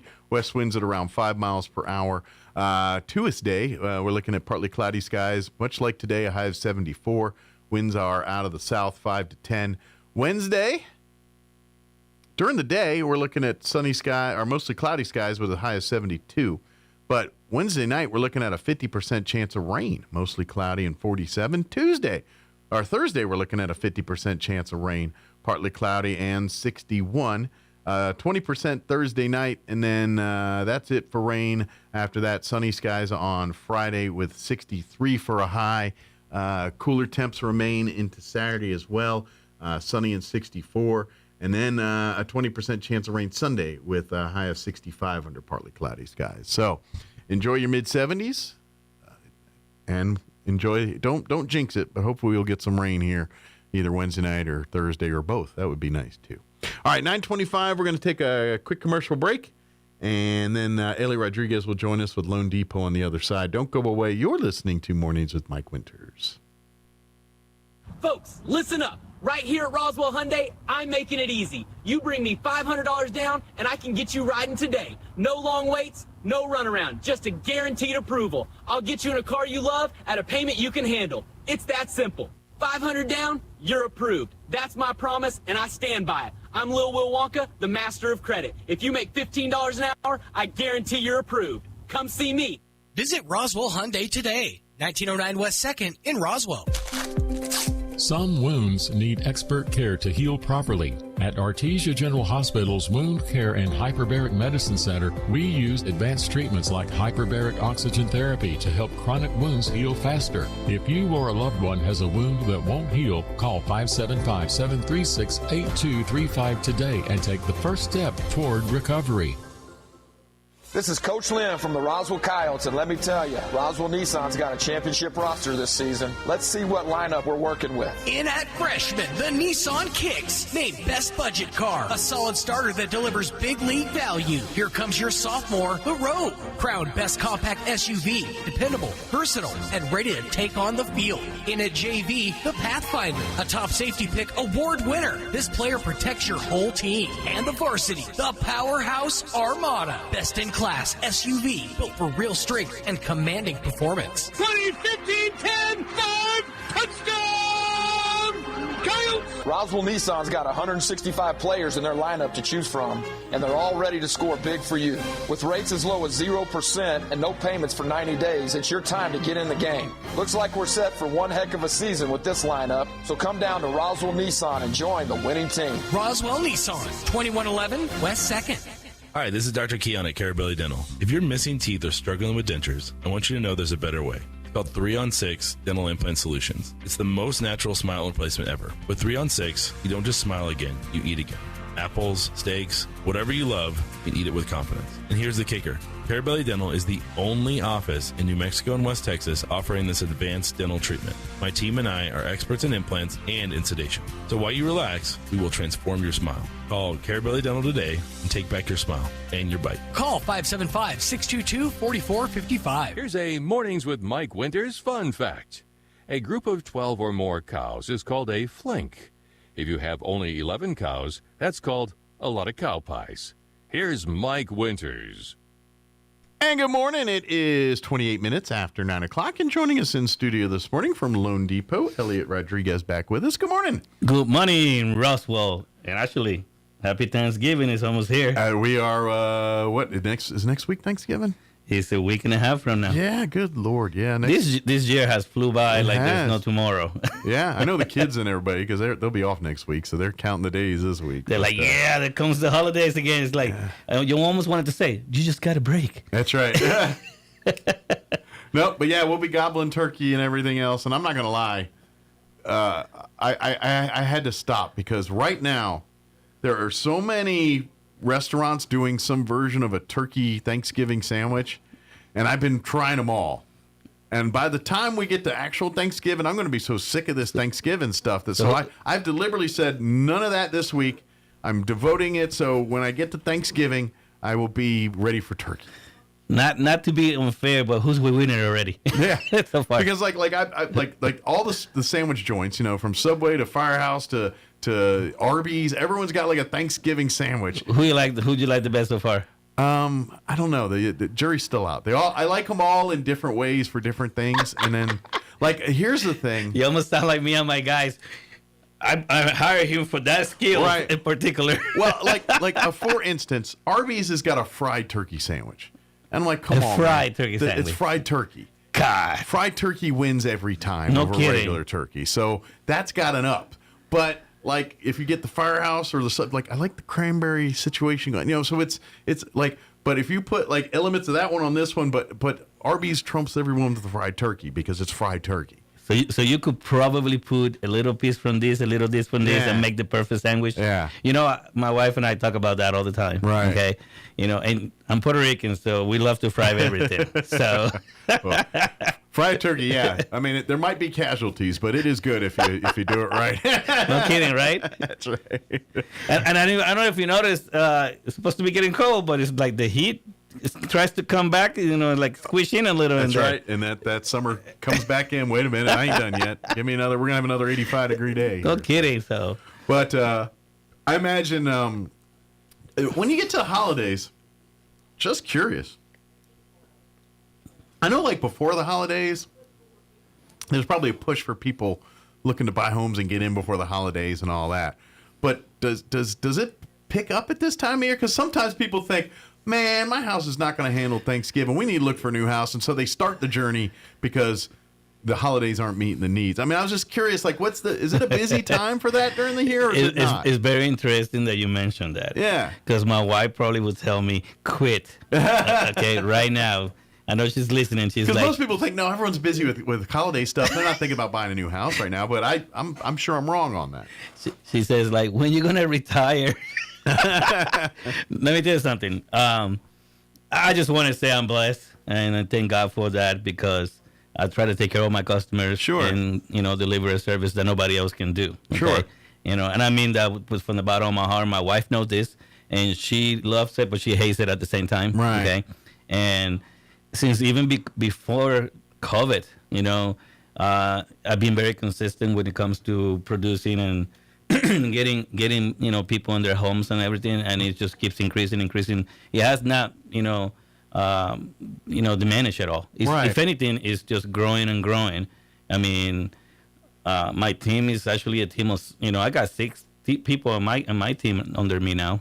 So we went from 4 to 6. You got a whole division and there now. I'm trying to freaking continue growing because we're gonna have to, and hopefully, the guys can, keep up with everything that we're doing. Right. But to answer to your question, all these years, even when it comes down to Christmas, in the holidays and Thanksgiving, it's like, for me, it hasn't been a point that it slows down. I see a lot of people slow down. I see it. Okay. But that doesn't happen to me for some crazy reason. I mean, and I know God has been good to me. That's all it is. I put my foot forward and do what I need to do for my customers. And I think people are getting the message. It's like, that's the place to go. And if God permit, next year is going to be even better than this year, but in a different way, in a better way as well. So, but no, I mean, I'm seeing like a spike on the market as far as like what's happening. Right. Everybody's a little maybe into the holidays and seeing what's happening in the market and thinking, oh, if the rates are dropping, they are getting better. They haven't truly 100% drop. Sure. Okay. It's costing a little less, Sure. to get the interest rate that you want. I imagine, cost of living is higher right now. I mean, grocery Everything. stores and things. So I imagine that makes people apprehensive too sometimes on pulling the trigger. But it's very interesting because it's not that I'm slowing down. If anything, I'm about to like call 911, send the fire department here because everything is on fire. Absolutely. Well, and this goes back to the thing you say all the time. If you need a house, you need a house. Whatever the state of the market of the world is at the moment, that is not relevant here. It's just not. If you need a house, you need the house. And correct. Sure, it'd be nice if the time you need a house is the time when all the interest rates are rock bottom and all of that. But if you're going to wait for that, you're going to be sitting on the sidelines more than you're, paying someone else's mortgage, basically. And you know what? Like you always say, if you have the ish, if you're living somewhere, if you're living with relatives, if you're renting or whatever, and it's time to go and get a house, don't hesitate. Don't be afraid of it. Yeah. At least get ready. One thing that I would suggest to everybody out there, okay, listen to your real estate agents. I mean, you should be talking to your lender first, okay? If you're lucky and you have a real estate agent to begin with, that's awesome because they can guide you somewhat. Sure. But you should be talking to your lender to get pre-approved. Absolutely. Then the next step, folks, and this is a big deal to me, okay, because lately it's been like molasses, like everybody wants this, but everybody wants to move slow. Sure. If your lender asks you for the list of items that you need to buy a house, you should be putting those things together forward right away. Absolutely. Don't wait until you're on the contract because now your lender is waiting for you to give stuff so you can move forward with the process. Absolutely. And that's becoming a really big problem because I guess everybody's being a little complacent, okay? And I get it. Everybody's busy, Sure. okay? Life happens. And life happens, and there's a lot of things happening. People have kids in games, football and all this and all kinds of nonsense. I get it. But folks, if you want to buy a house, keep the eye on the goal and move the paperwork forward the way it should. There is enough moving parts in the buying of a home or a piece of property in that process that naturally creates delays anyway. Don't add to them by not having your ducks in a row in the paper. Exactly. There's so many other things that can happen, and it's usually on the bank's end or the seller's end or something like that. The last thing you want to do to gum up that is not because your paperwork's not in order or you don't have everything. And so when you have it ready and when you do hit those unforeseeable moments that are going to delay it, it's not because of something like that. And so that's why, and that's just a tip in life and anything, not just on everything that you do. It doesn't matter. And if your lender tells you you're approved to 250, don't find a house with 275. Yeah. Well, that's just that's the big thing. Is and live it's within been the your means. craziness lately. It's like, wow. And that's something you always, and this is something that you always tell your folks that is not necessarily what's told by your lending agent very often. Is that they say, okay, yes, based on the numbers here, you're approved at 250. But let's be honest here. If you're paying, whatever that equivalent in the mortgage based on the thing is, it's whatever that number is, $1,200, $1,500 a month, whatever that number is. If that's you can afford it, but can you afford furniture? Can you afford to pay your other bills, the light bill, the water bill? Don't overdo it if you don't. If you don't have to. I get it. You fall in love with the house that you want to buy. Find a house that's maybe 20, 50 grand cheaper that you can put back into that house or put back into your other things and build up the equity. And then when you do have better means, then you can splurge for the nicer countertops or whatever it is you're talking But about. definitely do not go higher than what your lender is telling you that you're approved for sure. But it's happening. Right. But I'm just saying, like, if you're looking at two houses that all things being equal, the one difference is this one's 20, 30 grand higher because it's got higher end cabinets and stuff. But it still checks the boxes of square footage and all that. Maybe, just maybe, that's going to hurt your budget right now. Let's go with the lower end countertops. Exactly. And guess what? As you build into it, then we can upgrade to the marble here. Or we can move to a house that's already got it in. But at this moment, maybe let's go with the nice ceramic tile or whatever you got in there instead of you go with granite Shania. counter. You go with you know what I'm Shania, saying? That's the type of thing we're talking about. Remember, I always said maybe you don't you're not buying the Taj Mahal. Sure. But guess what? You can make your own Taj Mahal afterwards. But the things that really can tweak a price like that, and that's why people do it for curb appeal, for less move-in ready. Sometimes looking at the home that's a little outdated, because it's still perfectly clean and fine, but let's face it, the flooring or the cabinets, that was so 10 years ago or so something else now. Let me tell you something, folks. I mean, and I know this doesn't apply to a lot of us, but I used to watch all these real estate shows from New York and California and all that. And these folks go and buy like $1 million or $3 million place and then go and completely turn it apart and start from scratch and do a $3 or $5 or $7 million home on top of it. I mean, how crazy that is. You paid $2 million and now you're going to make that a $7 million place. I mean, you just literally demolished a $2 million. And some of those homes are nice as they were, you know. Exactly. And I know that doesn't apply to us little folks out here. Yeah, they show up on HGTV. I used to watch that. I used to love that. It's like, wow, okay, that's just some crazy stuff. But then sometimes you have to be careful of that too, because sometimes the bones of the house is what's important, and this is something you learn as you get older. It's like, you know what, the fancy countertops and all that, but if the plumbing's a hot mess, if the actual foundation's a hot mess, you can paint it with the fanciest of countertops in the world, it's not gonna matter. You know, and that's where sometimes you're like, okay, yeah, I'm pretty sure actual Stranger Things era was this countertop, you know, but it's solid. It's, you know, I can do a contractor. I can go down to a Home Depot and go get new countertops. And just keep in mind, you know, nowadays there's so many programs that you could do whatever you want. Sure. You just need to find yourself a home for you. Absolutely. You know, and second of all, folks, the rates are lower than it's been a year ago. Okay, they're not any higher than what they were a year ago. They're actually the lowest they've been. Sure. Okay. Where everything else has come up in the world, actual real estate costs has come down. So it's happening, folks.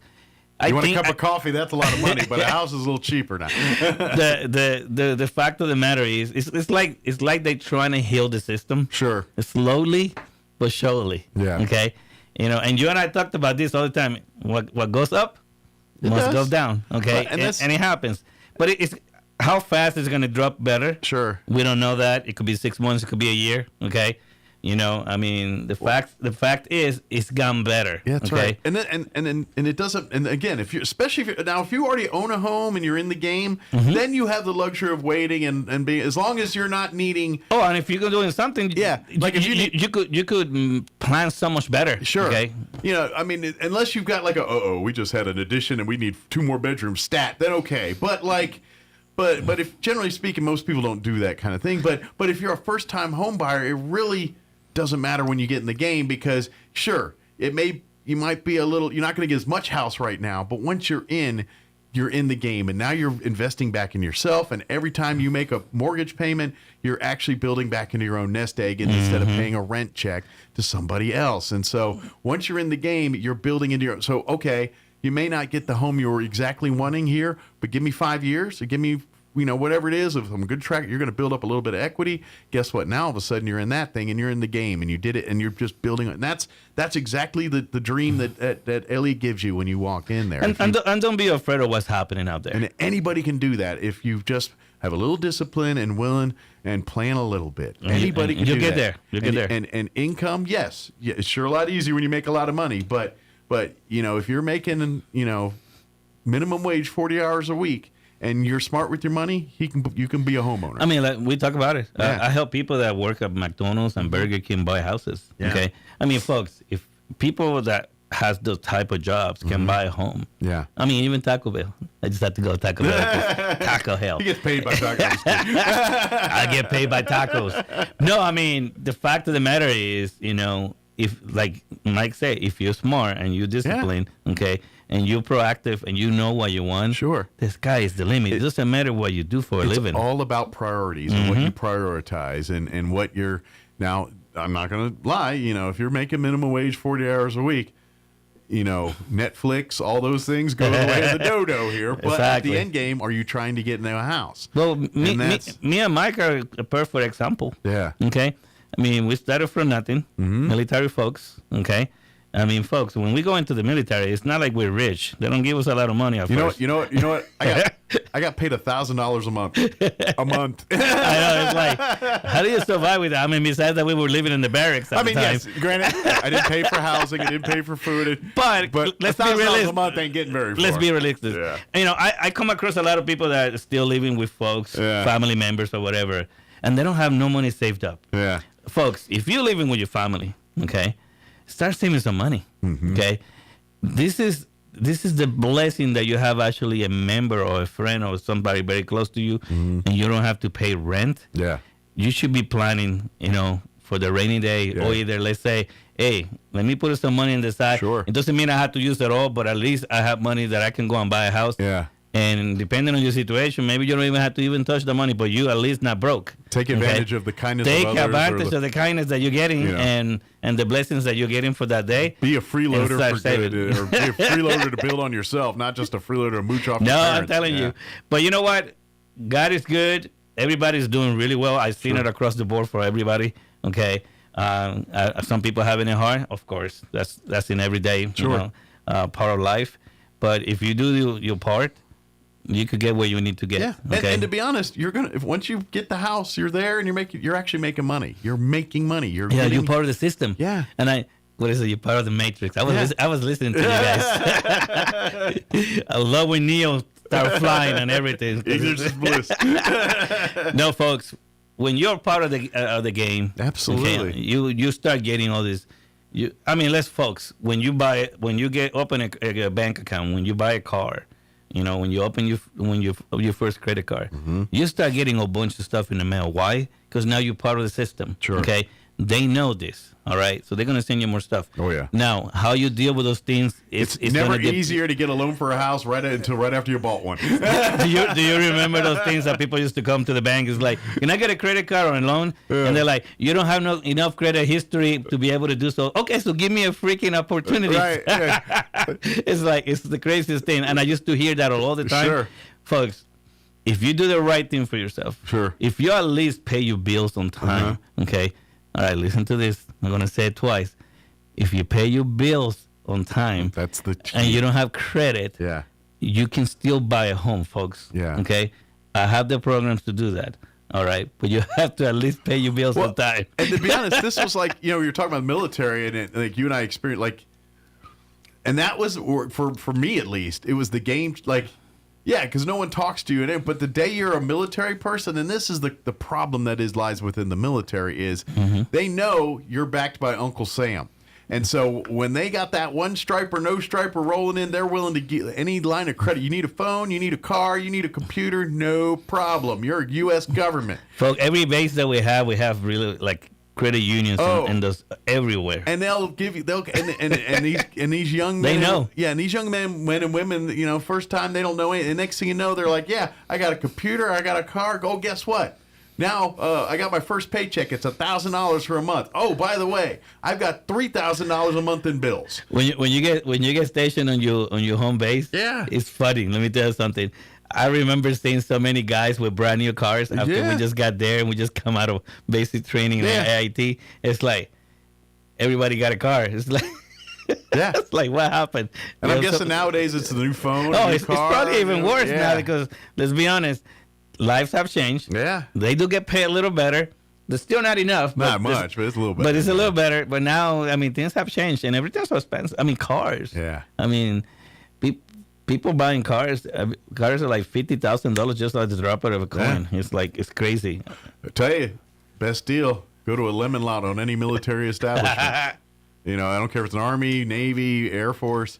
Go to the lemon lot. And what those are is basically because people deploy PCS all the time, and they get sent to Europe or Asia or somewhere, and they can't take a car with them. So they sell the cars on the lemon lot, and you'll see everything from Jaguars and Mercedes to some hoopty Chevette. There's it's all in there. And folks, there's houses coming up all the time now. Yeah. I don't know if you noticed. Okay, there's a little more popping up here and there, and it's crazy because they're very expensive. Okay, a little high. And almost nothing in the bottom. Sure. Okay.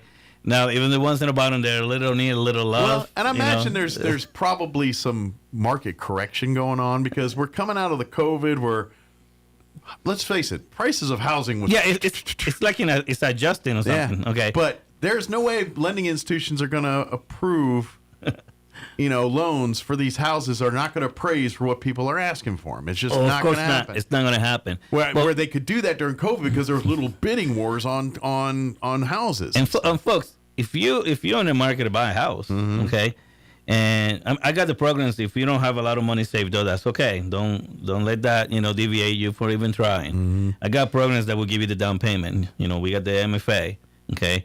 Loan Depot have access zero. So if you're a repeater buyer and you're just a little short, of what you need to have, no big deal. I can give you what you need to be able to buy a house. Gap insurance. It's almost like gap insurance, right? But the point is, folks, we have things to help you. And if you don't want to go so high, and there's the house that is down the street from your mom, and you want to be closer to mom or your brother and sisters or whatever, and it needs a little love, we got the 2 or 3Ks to fix them. Absolutely. Okay, so don't be afraid. To get what is yours that is available there for you. Absolutely. Okay? This is the only time that I will say if anybody's entitled to anything, you're entitled to the chance to get it. Okay? But you still have to do your part, So go for it. Don't be afraid of that. Don't worry about what's happening in the market. I mean, the market is getting better. And then, like you said, there's so many programs, so many different ways, and literally it's like it's almost like college scholarships. You go enroll in college and they tell you next roll right in that financial aid office and apply for anything they'll let you. Same kind of deal here with this. You roll in there and you spill Ellie with everything. A teacher angle, a law enforcement angle, military angle, first time buyer angle. Correct. Whatever card you can play there to get into a program. Let Elliot turn those rocks over and find them. And there's a lot of houses coming up. I mean, there's a lot of builders building houses left and right over here. Okay. You see my signs around in town look like some kind of guy running for like city council or something. But the thing is this, folks, there's builders building houses. I mean, you got Tony, he was here last month. We were talking last month. El Toro community, folks, okay? Houses from $265,000 to like, what did he say, like 305 or something like that? Okay, so he's not going high, but they're really good made houses. There's a lot of builders that are making houses. I mean, and a lot of the technologies in it's changing. Everything is getting to energy efficient. Yes, he was talking geothermal on these and everything else. And that program right there on that community. Yeah, they're in partnership with MFA. Okay, they wanted to try to move those houses. Sure. I mean, let's be realistic. I think if I ever built, I'm probably not because we're buying in my life, but I ever decided one day. I tell my wife all the time is like. But if I ever decide I'm going to build a brand new house, I think I'd definitely go geothermal for heating and cooling and all that. Just to make it a little better. Well, in the long run, you save a lot of money, and it checks all the green boxes, which makes the green folks happy. And I'm like, it does the same thing as well, and it costs me less to do it. Sign me up. and we can see a lot of agents popping up, open houses and more houses coming up. So it's happening. Sure. Okay.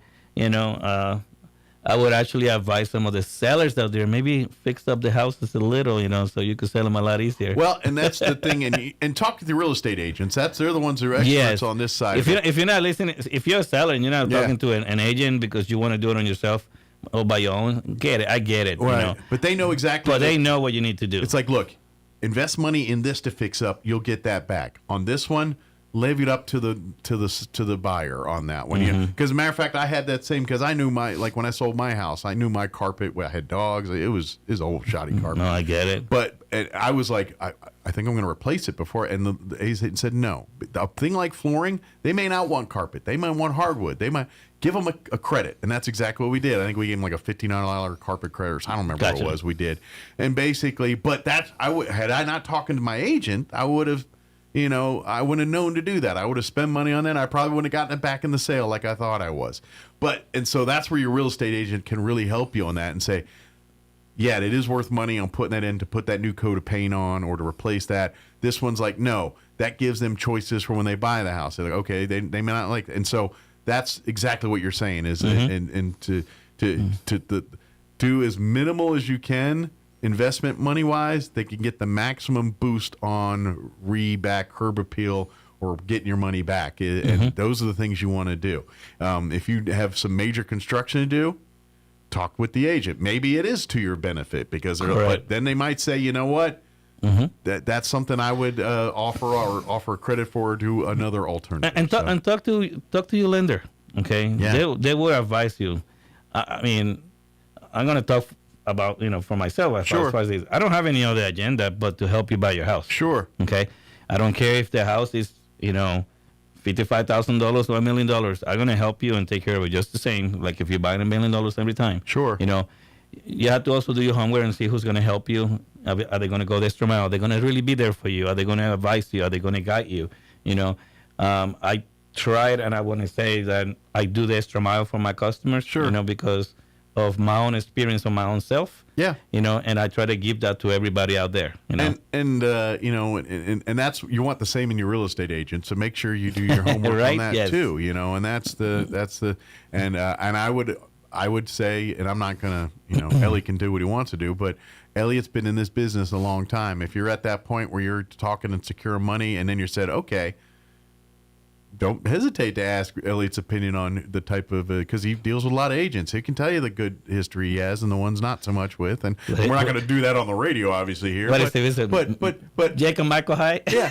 Have a conversation with Elliot, when you're done, and he'll be happy to recommend some people that he's worked well with. Of course, and I have, I know them all. Yeah. I have a lot of good partners, so, and folks, sometimes you may think that the agent don't have your interest in hand. That might be a possibility, but they're there to help you buy a house just the same. Absolutely. Well, and the good ones have the same philosophy you do. They're not selling you this house. They're selling your family the next generation. I've seen some house. agents go the extra mile that is amazing. Yeah. Okay. I've seen the other side of the quarter too. But at the end of the day, I just go with the ones that actually take care of the customers and are there for you, okay? Well, and I imagine, and this is just my speculation, just because what I know, the limited things I know, the real estate industry has a lot of people that enter it.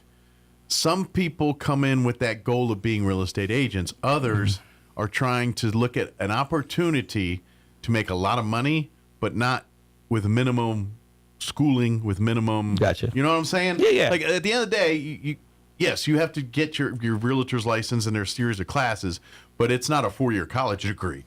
And if you hustle, you can pull 6 figures very easily in the real estate, if you were a hustler. So as far as investment versus the squeeze, real estate is one of those. So you got to weed out a lot of people that are thinking. And if you think about it, they're going to make a fast buck in real estate. Let's talk basis. You have a lender, a real estate agent. Yeah. They're supposed to be in a partnership. There's no other goal to get that individual in their home. Because at the end of the day, everyone's not getting what they want unless you work together. Exactly. And they're not getting their commission check. You're certainly not getting yours, and the people aren't getting their home they want. So throughout the years, I deal with a lot of good and bad. Yeah. So I deal. It's very interesting. Sure. The one thing that I can tell you, okay, if the customer is complaining about something, is the only person that should be complaining about anything. Okay. Because in the end of the day, if any agent, and I this is a message to everybody, good and bad out there, if any agent think I'm not trying to close this on time, I don't know what you're eating, drinking, or smoking in the morning, because I don't have any other agenda but to help you finish, to the end and make it happen. Your happy day is the day you're signing paperwork. Exactly. Yeah, that day signing all the paperwork. Yeah. If the borrower is happy, okay, we should work together to make sure that happiness stays through the whole entire process. The one is the picture where they're holding the big key in front of the house and all that. Yeah. And my key is very big. I might be short, but my key is a big key. No, I mean, I had a guy who's like, is this my key for my house? Yes, it is. This better be a big house. Just like that big check you went in today. Go cash it. So. No, but folks, we are there to take care of you. Absolutely. If you're looking for a place to go and to be really, truly taken care of, like I always say it, come on by. Loan Depot, okay? Your lender of choice is where, dreams come true, all right? Absolutely. And this is what we do, all right? This is what we deliver, okay? Home is first for us, for you, okay? Absolutely. And we will deliver this to you every single time. Absolutely. No matter what's happening. I got to get a break in real quick, so we got to wrap up a new system. I got to learn things. But anyway, please give Elliot a call or come by the office. You can dial him direct, 719-237-4680. Call the office here just off 2nd over there. 204 West 2nd is the actual address there, Suite 5. 505-445-2680. 505-445-2070, 505-445-2070, or you can go online. You can go to his website, which is www.loandepot.com/Elliot Rodriguez, 1 L in Elliot and a Z on the end of Rodriguez, or you can shoot him an email, Elliot Rodriguez, same spelling, @loandepot.com. Yeah, and we will take care of you. We'll appreciate it, sir. Mm-hmm. We'll see you here in a couple weeks, and I know you got probably 16 different things waiting on you right now. So. All right. Thank you for having me, and happy Thanksgiving to everybody. Happy Thanksgiving. That's right. Take a turkey break this week so you can stuff your face next. That's my wheel. 9:58, quick break before they kick me off the radio. Don't go away.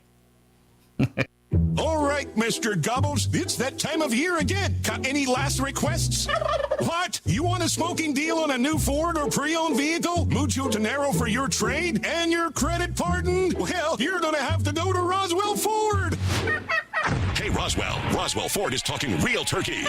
With our most aggressive offers in more than 5 years. Right now, get massive savings on new Fords and quality pre-owned vehicles with 0% financing and no payments till February 2026. Plus, if you're making payments on your current vehicle and want out early, Roswell Ford will do whatever it takes to help you escape from your trade. Even if you owe thousands more than it's worth. Worried that your credit is a little foul? Roswell Ford has partnered with more aggressive lenders who will push to approve your credit, even if it's less than perfect. All roads lead to huge American-made savings and a better buying experience. Get on board at Roswell Ford, 821 North Main Street in beautiful Roswell. Call 575-623-3673 or online at roswellford.com. 0 APR for 48 months is $20.83 per thousand finance. Interest accrues from date of sale. Subject to lender approval. On select vehicles. Offers not combined. Visit Bush Appliance in Roswell to see the Whirlpool washer with 2 ways to wash, thanks to the 2-in-1 removable agitator with a flexible capacity so you can take the agitator out for bulky loads or keep it in for items like jeans. Shop now at Bush Appliance in Roswell and get twice the washer that you have at home. Who you gonna call? Bush Appliance in Roswell. Stop by 111 West Country